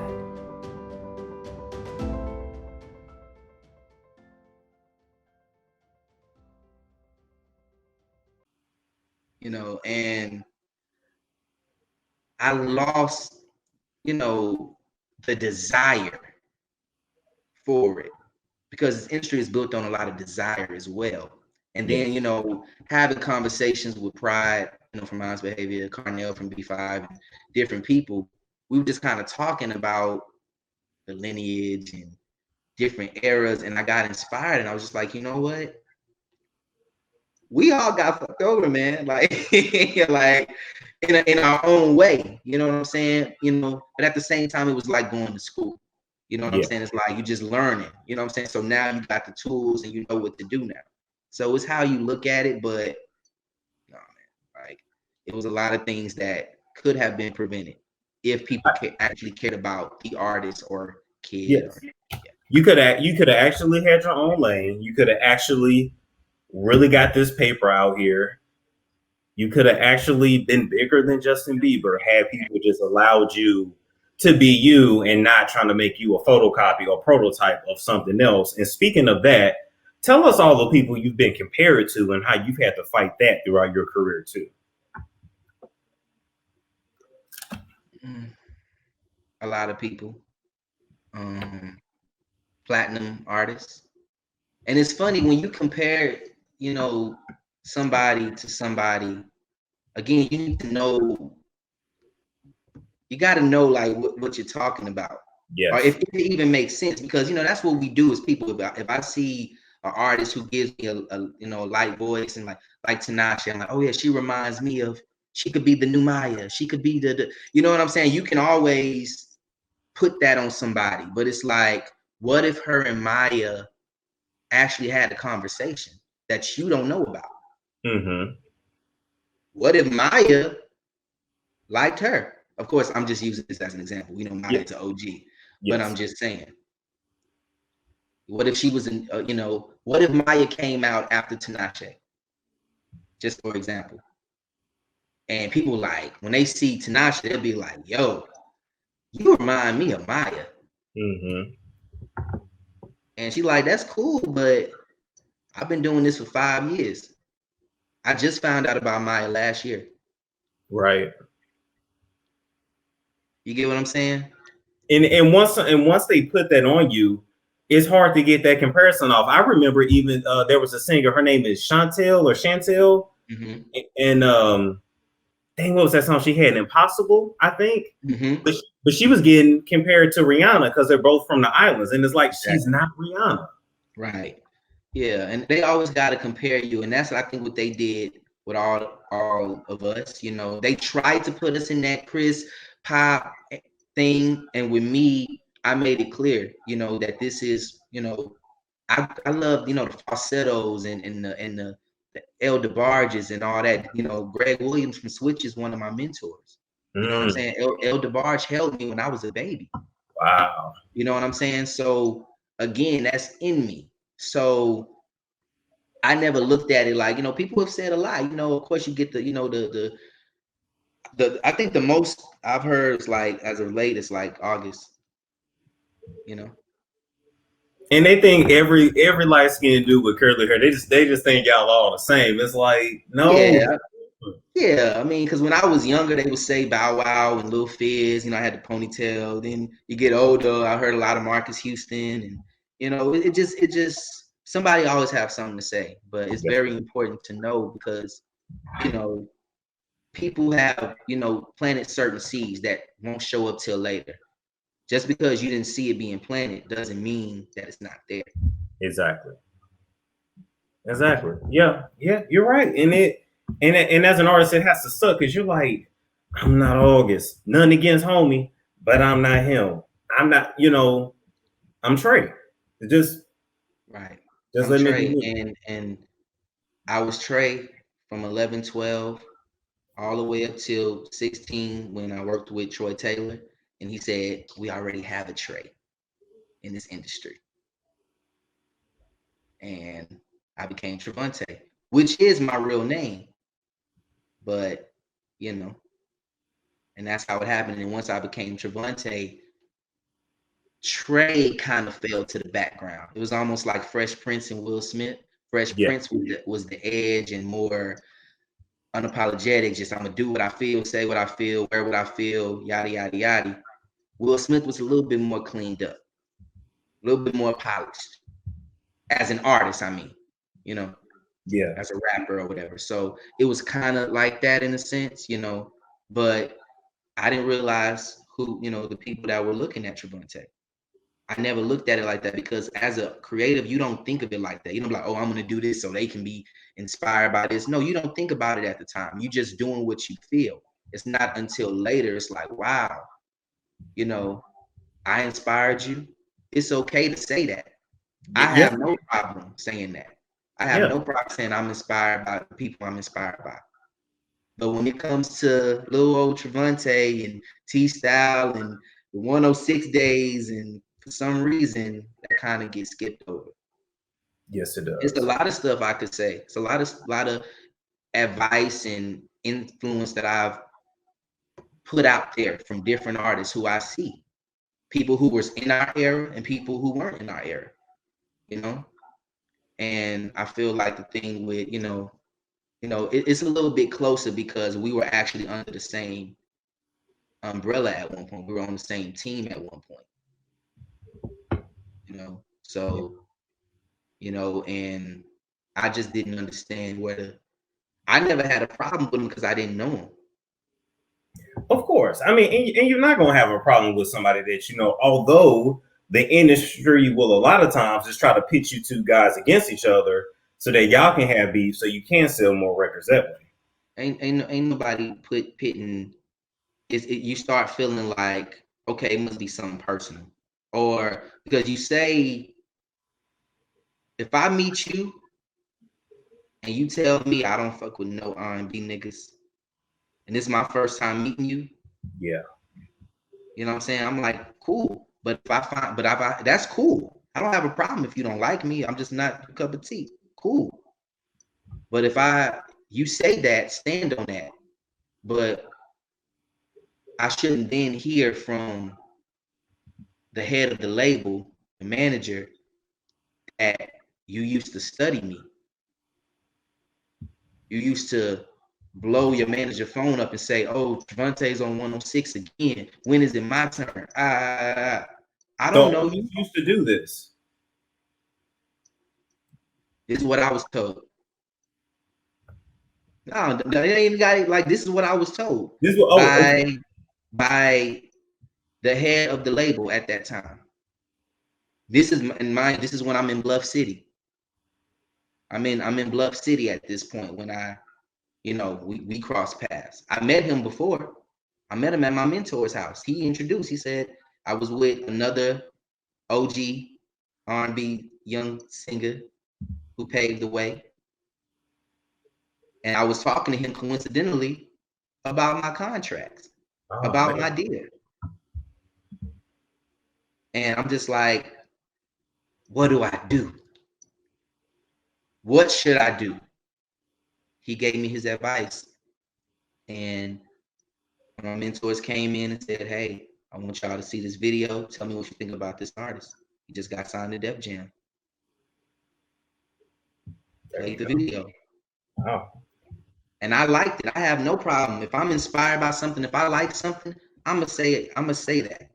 Because that's what it should be about. It should be about uplifting each other and going out on tours and doing songs with each other. That's what I thought. You know what I'm saying? But it's clicked up and, you know, and or no click at all. It's just F you, F this. And I've always been to myself.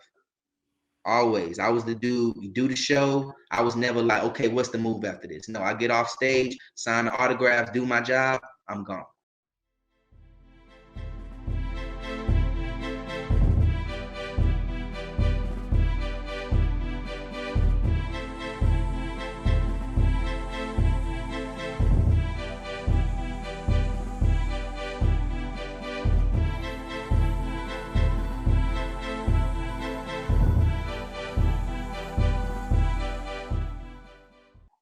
And that I can relate to, man. It's like when it comes to the parties and oh, you got to be around this person. Oh, you gotta. I don't really care to do that. Like, let me do my job and let me go home. So I can relate to that. Not on your level, of course. No, but I get with bloggers, it's weird. So yeah, I get that. Yeah, it just wasn't my style. Yeah. You know what I'm saying? And that's fine. You know what I'm saying? If I wanted to, you know, hang out sometime, I would, but I was just, you know, I would just do my thing and leave. I would be in the studio. That's how I, you know, got to write. You know what I'm saying? Like, again, OMG Girls, Jacob Lattimore, these, you know, I was writing back then. Nobody else in that era can say that. None of the other young artists can say that. Yeah. So I chose to put myself in a different place. You understand? Like, that person may have did something over there that I didn't do, but I also did something as well. Okay. You know, and that's the thing about it. And if you're inspired, and if you watched, cool. If you didn't watch, you might have watched and said, okay, well, I like the music. I don't like him, but I like the music. That's fine. Or maybe say, well, I like him, but I ain't feeling the music, or whatever. But the point is, it's out there. Yes. You know what I'm saying? It's out there, and I can see that. I see when, you know, even to the point where, you know, I remember doing something on the pre-show at 106. I was super hyped because I was really, if you go back and watch Brandy in her early stages of her career at the like award shows, and you know how she was so geeked up to be there and smiling and cheesing. I was that person. Yeah. You know why? Because inside you really want to smile. You like, I've worked hard to get here. I've watched this person and this person. So I was the guy that was really happy to be there. But no, everybody else, too cool, can't smile. You know? That's crazy. You can't just be yourself and just be happy. You can't live in the moment. Like you have to live in the moment because it goes by so fast, and you look back like, damn, I didn't even really let myself enjoy that because I was just worried about the next. So that's crazy. Yeah, it's so backwards, man. It's so backwards. It's like if you're a follower, then you're cool. But if you say, you know what, I want to go this way, y'all. Let's see what's over here. You know, then you consider lame, corny. If I don't go get whatever's hot right now, I'd be considered lame or corny. Yeah. You know, like people didn't like the fact that I walk around with wrestling belts. Because they don't get it, but they don't get it. That's why they just don't. They're like, why? Right. I mean, yeah, right. I don't get you wearing the purses. But it ain't for you to get. That's what they like, and you were. You know what I'm saying? Exactly. I don't. It's a lot of things I don't get. Yes, a lot, but I don't say anything. But for some reason, when I do something to a certain group of people, it's like, nah. Like I had artists tell me, you know, he was like it's just funny, like, because you're like, what I do, you know what I'm saying? Like, Like, and I'm not even on no victim shit. Like, I'm sure I've done, I'm a freak. I said first, you know what I'm saying? I'm a freak. I'm a Gemini, and I've always been a freak. I've always been weird. But I own my shit. Yeah. That's the point. I'm comfortable with who I am. So I don't feel the need. If you're in a higher position than me, I don't see the need for you to throw you can tell me it's not a problem, but I feel it. Yeah. I remember being at the 106 pre-show doing certain things, certain movements, and then I look at another artist and he does the same movements. So who do you feel is copied off of you? I feel like you should look at some comments if you look at anything about me as far as, the stuff that people say. Yeah. It's clear as day. Now, guess what? Did I have tattoos? No. No. Was I talking about the hood? No. Was I smoking in my videos? No. But I was first. And whatever ideas I put out there, somebody seen it. And they took it and ran. Well, tried to run with it, but yeah. So and it's fine because, but my thing is put some respect on my name. Yeah. No, you're right. You're absolutely right. And so I think now what's important to touch on is because the audience, your fans are gonna have some questions. So I'm gonna just shoot these off, just breeze them off. Okay, you let us know. All right, first off, ladies are gonna want to know: are you single, dating, married? What's the story? So I don't know. I'm kind of just looking. I'm in a place where I just wanna. If it makes sense, then I'm with it. You know what I'm saying? I'm just at a different place. I don't want no games, no BS. I'm ready to lock down and have kids in the next year too. Okay, so he's looking. So ladies, he's looking. So submit your cat facts resumes. So I'm kidding. Okay, but no. All right. So then next, I would have to ask you, where do you see yourself in the next 10 years? Where do I see myself in the next 10 years? God willing, still alive, just creating. I want to work with people. Like I said, I'm in a group, and to be honest, that's a whole nother conversation. We'll get into that. We need to have the fellas on here because what happened to R&B groups? That's a whole nother conversation. Yes. But Bluff City is still here. BC3, we here. Nice. We've been here before I came in the group. I came in the group 2014, and we've been doing things, and that's a crazy story. And I'll be talking about that in the documentary as well. But to answer your question, still creating. I like being behind the scenes, man. I want to just write for people, vocal produce, and arrange. I want to work with Anne-Marie. Okay. I want to work with. Can I ask you a question? Yeah, go for it. Where's our stars? Our superstars. We don't really have some. Yeah, we don't really have them anymore. I'm trying to think when it comes to singing, who's a superstar? Okay, you got Beyonce, you got Rihanna. But like they've been here. Yeah, okay, here's the difference. We don't really have as many superstars now because the development left. People don't want to develop. Mm-hmm. Same thing with models. We don't really have supermodels because they don't really have to go through what the OG people went through. So that's what I think. That's what I think. Yo, I swear, they might as well just tell people from the jump, hey, just come be a sex slave and just you can have whatever you need because it's so funny. It's just so funny.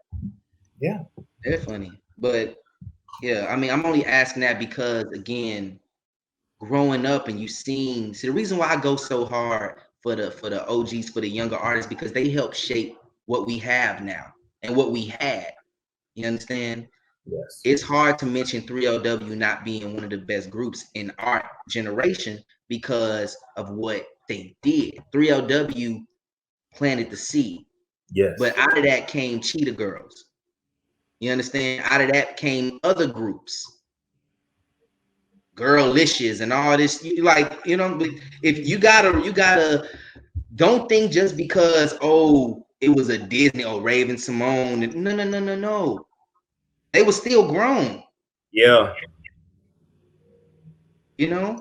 Yeah, they were. They were. Mary-Kate and Ashley. These people, like, I feel for these people. That's all I'm saying. I feel for them. That's why I go so hard for the young stars, because you'll never know what they went through. You know, like, how the hell you gonna tell me that you got this, your baby got talent at 6 months? Stop it. Cut it out.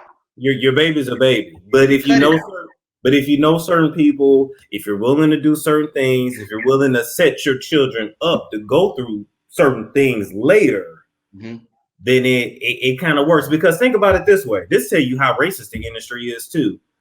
Mary-Kate and Ashley went on to make what, hundreds of millions, if not billions, now with their name. Why T and Tamara didn't have the same success? Let's talk about it. Asia, your skin looks amazing. What are you doing? Thanks, girl. I discovered these life-changing products called SOS Creations. I've been using their toning up package, and it has really made a big difference. And they have products for everyone. So if you have dark spots, stretch marks, acne, pimples, sun damage, psoriasis, eczema, or age spots, anything, they have products for you. So you should call them today. I'm going to call right now. Call 240-288-3414. That's 240-288-3414. Or visit SOScreation.com. What was the difference between, and to keep it real, Tia and Tamara were way prettier because the Olsen twins are not that cute. Tia and Tamara were the culture. Taj Mari, smart guy. Yes. Jason Weaver, smart guy. Lion King. This is what I'm talking about. Family matters. Yes. You know what I'm saying? Like, we have to appreciate what we have. Yes. You know what I'm saying? So when people clown that era and the Bow Wows and these, let me tell you something. Everybody lame. Bow Wow has made enough of he is a legend. He can be lame for the rest of his life. That's cool. You know why? Because everybody says that about Drake. That's all day. That's not a everybody says that, oh, Drake, like Chris, it's not everybody does lame things. It is what it is. Yes. You know what I'm saying? But you got to remember, he was 5 years old in this industry. I told you I was 11. Yeah. He was 5. He was 5. He never, and he didn't have, I mean, you still at least had your parents there. He was pretty much sent off to, to the wolves. To the wolves. So yeah, and we see how that turned out. So I just, like I said, people clown him now because of a few things he went through. Yes, because he's short too. He deals with that. Yeah, short people always get picked on a little bit more. It's like, and then when we wig out, people say we got a problem, but y'all created the problem. Crazy.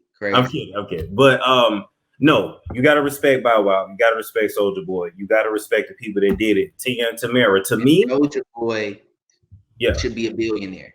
He should be, but he had a shitty deal.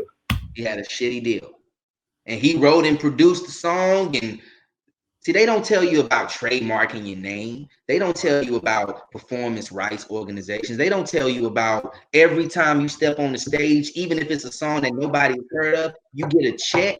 Yes. They don't tell you that. They don't tell you that. And other people take your money. You know what I'm saying? They don't tell you that. They don't. And they clown you. Because think about how, I was starting to echo. Think about how, like, even when Soulja Boy is now his entrepreneur stuff, and he gets clowned for that. Right. It's crazy. I did my video game. And, get that shit out of here. You know why he went crazy and said that? Because he feels the way I feel. He feels the way Mom's Behavior probably feels. He feels the way all the young artists kind of feel that way. You know what I'm saying? Of course, and I ain't did shit compared to, Soulja and all them. But what I'm saying is, these people got to get their roses, man. They got to. They should. Because they should. And And like I said, I want, you to take, away from this, and whoever, you don't have to like me. You don't have to understand me, but you will respect me because I'm taking my respect. And that's what you got to do in this industry. They don't tell you that either. They don't tell you that's the secret. Take your respect. People be put in these positions because they want to be put in these positions. Like I said, when that shirt was already in the room waiting on me, they planted that there to see what I would do. Were you gonna be that? Because believe me, once you wore that shirt, then that was gonna send off some signals to other people to say, okay, he's willing to do that. Now let's see if he does this. I mean, the first question Pup asked me was, "Do you like girls?" And you were how old? I was 16. There you go. 16. So I mean, and not that I gave him any type of vibes. He just wanted to see where my head was. He was just asking you, yeah. Yeah, he asked, and I laughed. I'm like, like he's funny. He's looking at me like, not dead ass. You like girls? What you like? Mm-hmm. And of course, I told him like, hey, yeah, I like girls. You know what I'm saying? And and then it went somewhere else. That I'll touch on later. You know what I'm saying? And but it's and that's the thing about it, man. I just do what I do. I love to be inspired. I love to create. You know what I'm saying? That's what it's all about for me. So when I see certain artists and they act like they don't hate or they don't care, and it's okay. And if you don't care, that's fine. But I'm giving you a reason to care because you might not like me, but you like him, and he likes me. You were inspired or influenced by me. That's the whole point of the tree of what lineage you come from. Where do you stand? I know where I stand. Like I said, I didn't make this up. When I first met dude, I felt a little bit of me in his personality. Kind of standoffish, kind of like an asshole, because I can be sometimes. So I was like, trying to be cool, like, what's up? Like, we are here at the studio at my mentor house. I don't know if he was your mentor or whatever, but it's like, hey, we are here. And we actually cut a record. That never came out. It was rough, you know what I'm saying? Just messing around, but we cut it. So I don't understand why when I joined Bluff City, now we're over there, you have a problem. Records that it's been sitting there for years or for a while, you don't want to cut, but the moment Bluff get their hands on it, now you got a problem with it. Or records that Bluff had that you cut, like, and named your whole project. Like, why? Why would you come in and mind fuck one of the group members and intentionally try to break us up? That's how I felt. Why would August do that? Well, I mean, I guess I can say intimidation, because if you can see a good thing, see, the thing is, people feel, and maybe this is the industry that can't nobody make you feel no kind of way, but puts this fear in artists that you can't be great and he can't be great at the same time. It's you and him. So you got to do whatever you got to do to take them out. Yeah, but that's bullshit though. Like, that's right, but it's bullshit, because it's like, it shouldn't be like that. Yeah, it shouldn't. It's like, if you inspired by me and I'm inspired by you, what's the problem? There's enough room. You know what I'm saying? Was Usher worried about Genuine? Was Genuine worried about Usher? No. Donnell Jones? Nope. We can keep going. Like, that's what I'm saying. Like, I don't understand this. It's a very emotional ass business. Being signed over there was the most emotional thing I went through in this whole industry. Just emotions, just feelings. And I'm like, this is not business. It's high school. It's a popularity contest. It's all about who you screwing, who you know, who you kiss ass up to. Period. And I'm not finna do it. Yeah. Never did. Never will. I can proudly say that. Yeah. You know, and if you have, we've never had a one-on-one in that sense. And just, what's the issue, man? No. And is it needed? Probably not. He don't owe me anything. Right. This is just my truth. This is what was told to me. This is what I've seen. This is what I know. So people might look at this and say, oh, well, he's hating or he's trying to get clout. I don't care, because if you don't know me, what's the clout?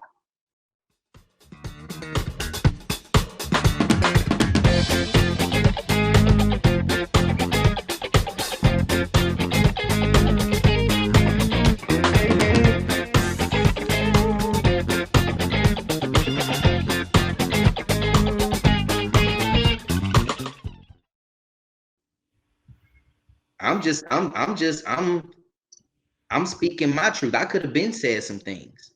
Yeah. You know what I'm saying? All you got to do is just do your research. All you got to do is just know. If you know, then you know. That's why I say 3 errors. That's what the whole thing is about. And in those 3 errors, I've seen a lot, from the B5 days and the music choice and all those situations to the last era of 106 in Park. The last era. Think about it. That was it. That was it, you know. Yeah. After 106 in Park went away, the platform for a lot of urban artists, it was just gone. Because other than that, I mean, we had TRL back in the day, but TRL wasn't strictly urban. Nope. For young Black artists, you had to go to 106 in Park. You had to, yeah. And let's keep it real. It's not like the young artist that was out at the time had Billboard #1s and was getting hella radio play. No. You went to 106 in Park. Yeah. Yeah, you might have gotten some radio spins here and there, and you know what I'm saying, other artists and stuff like that. It's only 2 artists that put albums out, Mindless and Diggy. No OMG Girls, no My Shine, no Lil Twist, no Khalil. And let me be clear, I'm not friends with some of these people. We're cool. Right. So I don't want to be like, oh, why are you speaking? No, I'm speaking because this is about the era. I'm not trying to speak for nobody, but this is just what I see, because I can speak on this because I was a part of it. Right. You understand? So I'd have respect for these artists. I was cool with Juwan. We were really cool. I was cool with Jacob, and you know, we see him in passing. It's all love. Mindless. It's all love. It's cool. You know what I'm saying? So I'm speaking on this because we were all in the same boat, man. Like I could see if it, like I said, if it was just my album, I'd be like, well, shit, maybe that just wasn't good enough. Maybe the records wasn't hot enough. It's not that. It's not that. It's not that. I tell you what, if you would have had the internet we have now back then, you could have did all that on your own. Exactly. And that's the crazy thing. Remember, I come from the independent world, but if you like, if I'm signing to a major and this and that, I'm supposed to be good. At least that's what you think. You done did the groundwork. Yeah. That's how you feel. Yeah. At least that's how you feel. So before you realize, oh shit, I'm a slave and now I gotta work even harder and give up more of my money. Even harder. And it's not about what you, it doesn't matter what you say. It doesn't really matter. Just do what we want you to do. Like it sucks, man.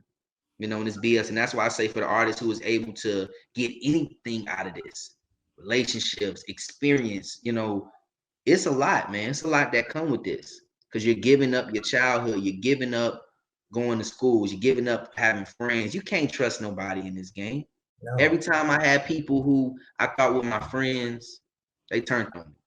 You know, never. Like I said, the people I have who are close to me been there since day one. Yeah. Everybody else, I don't have all that fake. Oh yeah, you eat. And for me, like I could put myself in your shoes and be like, it's hard for me to even fake a friendship. It's like, if I'm not feeling you, then I don't have nothing to say to you. But then people kind of feel like, well, it's something wrong with you if you don't want to be fake friends with somebody I know that's fake from the beginning. So I don't want to waste my time. Exactly. Very- Exactly. It's all some bullshit because you okay, so be fake and then what? How long do you keep up the charade? How long? Like, you know what I'm saying? Like, what does being fake get you? Because it's not real. Yes. So that means when the cameras come off, you could get 2 fucks about me. I don't need people like that around. That's a job. Yes. That's a job. It's Simply, a job. It's cool. Like, and it's cool, you know, like, and another thing I want to touch on too, for all, you know, if you're a young artist, put yourself in a opening act shoes. You know, when I mentioned the wrestling, you know, things and all that, everything you do, you have to overcome obstacles. It could be something as simple as get up, we got to go do the showcase. Your hair not even done. Yeah. And now you got to go make these people look good and yourself. yeah. It's not about you. They'll tell you that it is, but it's not. Because if it was, lay all the contracts out. Okay, I like this deal. I like this deal. Never happened. I like this song. I like that song. Yeah, you listen, but you're going to do what you want to do. I remember saying all the time, if we can't do it right, let's not do it at all. If we can't have the push, meaning if we're going to just, you know, drop the video on 106, but there's no campaign to go to back it, you know what I'm saying? Yeah, then it's like, what are we doing? And then you got a point too, because it's like you only got so many chances, and so you don't want to be the guy where you put stuff out and then it's flopping. I mean, you basically what happened to Sierra at the end. You don't want that to happen where you're putting out all this stuff, they're not promoting it enough because they're really done with you. Right. And now it's just like, well, shit, this was some of my best work, but now y'all looking at it like it's a flop. It's crazy. Yeah. Right. Well, at least I can say about Sierra, at least she had an album. She Yes. had 2-3 albums. You know what I'm saying? And that's the thing we got to remember. 85-95% of the artists that came out during that time did not put out albums. But yet they got you working with Chris. They got you working with Tank. They got you working with all these people. And like I said, we might have been working with similar people. I worked with Eric Bellinger early, you know, awesome artist. Harmony, H Money, awesome producer. You know, went on to do Ariana Grande and all this shit. You know what I'm saying? But again, at the time, that was new. Like I said, when I worked with Chris, that was new. Like, I don't know, maybe Juwan and them were working with him as well, but I worked with him that same year, and it felt like he was more vulnerable because he was going through things. You know what I'm saying? And he understood me. You get what I'm saying? The artists, if you in the studio with the producers, you chopping it up, laughing, whatever, making jokes, like, yeah, they're gonna get you. But maybe not everybody else. You know what I'm saying? When you go back to the label, you're like, yeah, this is it. I found the sound. They don't want to hear that. Okay. So basically the little people in the game are used to keep the top people at the top. I learned very early, big fish eat little fish. Gotcha. There it is. So yeah, you get to work with Chris, and it's like, oh my God, this is Chris, and you think it's gonna lead somewhere, and they don't never have plans to put you in the same position as Chris. You're just there to keep Chris going. To keep and that and other artists, and just to keep everything going. Yeah. You know what I'm saying? Our era is no different than Mario and B2K and 3LW, and you know, it's just a different perspective. You know what I'm saying? Corey, it's eras of this. Yeah. You know what I'm saying? Because I remember, like, it just keeps going. It never stops, is what I'm saying. And you like, think about it. No artist gets in this industry to be like, I'm gonna get shelved. No, that's not. I'm gonna get dropped. I'm gonna work hard and no. That's and by the way, the reason why that happened was because, you know, I found out later that a lot of money was taken. A lot of money was taken. You know, that I didn't even believe at the time. I'm like, whoa, you know what I'm saying? And you know, you look at other people and you like, okay, well, I just want to be heard out. Like I said, if I would have came out and sold 10,000 units, that's cool. You can still build on that. Yeah, you can. You know, but you know, that never happened. But at the same time, I'm thankful and I'm blessed for the experiences, because I know what it was like. You know, I performed at Madison Square Garden when I was a kid. Opened up for Black Street and After Seven, Tony. This is as Lil Trey. Yeah. You know, so I was able to see things early. So when we got to the B2 not B2K BET tour with Tyga and Lil Twist and Diggy, it was like we were going up. You know what I'm saying? We were doing, you know, certain venues, and you know, was everybody's first tour, like, you know, Mindless, and it was the coming out party. And that's the great thing about that tour, because it was all new artists. Tyga didn't have Rack City then. He had Deuces and Bedrock and, you know, the Young Money joints. Right.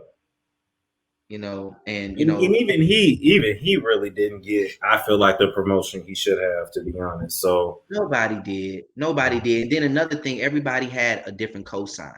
If you look at that time, you know, and just go back and look, certain artists had Chris in their video, had songs with Chris. Yeah, Chris wrote 2 songs for me, but he wasn't in my videos. it's a good point. I did a record with Soulja Boy. I've known Soulja Boy since I was 14, 15, somewhere in there, probably younger. Yeah. But he wasn't in the video. Everything that you've seen and that was influenced and that I brought to the table was me. That's a very important thing. Or they had Lil Wayne in the video. You didn't have that. Gotcha. You know what I'm saying? Everybody has somebody. So even going on that tour, it was just me. I'm opening up. I got 15 minutes, but I got 15 minutes off of one song. Yeah. Everybody else had at least 3, 4 videos out. I had one video. So it's like, I am the underdog. And I'm sure everybody else kind of felt like that in their own way. But when you are starting the show off and you're there to ignite it and say, okay, you setting the bar. Yes. So whatever you do after that, you know, and we did that very well. You know what I'm saying? And I always wanted people to know that I really could sing a cappella. Again, like I was saying, the whole with Rico Love was calling me, and all these different great artists and producers was calling me. The very first time I was on 106, asked Trevante, Terrence and them asked me, so what can we expect from the tour? And I sang Lady in My Life, Michael Jackson. Okay. And showed them, hey, I can sing a cappella. So as far as I was concerned, it's like, hey, you can go listen to the music. You can hear me. You can hear the influences. It is what it is. But I always knew when it was time to perform, you got to give people a show. Yeah, you do. You do. You really do. A show. And again, you know, being on that tour and seeing things, being an opening act, it's tough. It's tough, but to go out there and to do your thing and to get a positive reaction, it's not easy, because you had certain artists on the show who may not have gotten that, and they were in a better, you know, it looked like they were in a better position than me at the time, you know. But it's a lot of things that was going on behind, as far as like, again, the influence, you know. And I know, you know, it might sound crazy if you don't know, but if you know, you know. now you know, nigga. Mm-hmm. So I will say it's definitely been good getting to hear your story. Can't wait until your documentary comes out, because then we're gonna get like all the juicy details, but we gotta leave them some to, you know what I'm saying? Absolutely. So I think before we head out, tell everybody where they can find you first. So where can they find you now to connect with you? You can connect with me at Loverboy_Trevante. By the way, my artist name is Loverboy Trey. I'm in Bluff City. If you don't know who Bluff City is, look us up. You know, if you probably heard us on, you know, doing stuff with Jacquees. We did the Soul Train Awards with him back in 2018. We're on his King of R&B album with Quavo. Nice. And before that, we had a top 20 song on Billboard Urban AC called Let Me Show You. It's like a, baby, you got me. If you need me now, I'll come hold you. Yeah, I'm not singing, but the point is, it was a No, you're good. You're good. No, it was a song called Let Me Show You that was written and produced by Troy Taylor, along with us, Vito. You know what I'm saying? If you know Vito, the singer, you know. So we've been doing things. And then, like I said, before that, we were signed to Noontime. And, you know, so I'm going to detail, you know, a lot more in the documentary. It'll be out top of the year. Nice. But just know it's always more than what is being shown. That's the whole point of this. And young artists have a story to tell. You know, that's the whole point about this. Like I said, when I talk about all these young artists, put them in perspective. Go back to that time and actually think about the posters on the wall. Think about when it was fun to hear new music and you had to wait out to get their CDs and, you know, and whatever the case is. Now everything is so in your face and so active. There's no more mystique. That is true. Yes, no mystery. Yeah. And there's no more personality. I want to work with a lot of these people. I want to work with Anne-Marie. I want to work with all these new younger artists and help what I feel, you know, can you know, do certain things as far as quality wise. Yes. You know, we need quality. We're missing quality, in my opinion. You know, and that's why I love this show, because it represents quality, you know, and it represents the real. It's not no fake shit, you know. Yeah. So I appreciate you again for even allowing me to tell my story. And it's so much more to be told. I haven't really said nothing too much, you know, but I appreciate you for just listening and you know, hearing me out. Absolutely, man. And you know, like I said, you know, you Bluff City, you guys are welcome to come on the show and tell your story as well. Sing for the people. This was a dope conversation. You know what I'm saying? And I hope that I get the opportunity to speak to others as well that were in similar positions, because it's so many of y'all that went through that. It's just like it's so many. That's what I'm saying. It's so many. When you just go back and look at music videos from that time, you'll be like, dang, like what happened? Like, you know, and that's the thing, it's all love with everybody. It's all about, that's what it's supposed to be. You know what I'm saying? But yeah, I can't do the fake shit. You know what I'm saying? I'm gonna just tell my truth, and it is what it is, you know. And shout out to Bluff City. It's Bluff City. Follow us. You know, go check out our, you know, our project BC3 out. You know what I'm saying? And that's the thing. It's not about, yeah, go check out this. Like, I'm telling like real shit that, like, you know what I'm saying? Because when you come from these places, it's like, you know what? People need to hear this. Yes, you know, they do. They need to hear it. So again, I appreciate y'all.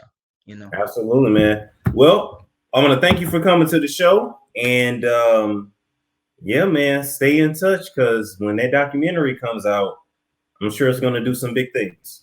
Thank you so much. Top of the year. I appreciate you, Storm. Absolutely, man. Take it easy. All right, man. All right, peace. Sure. It's a Storm Show. Ay, it's a Storm Show.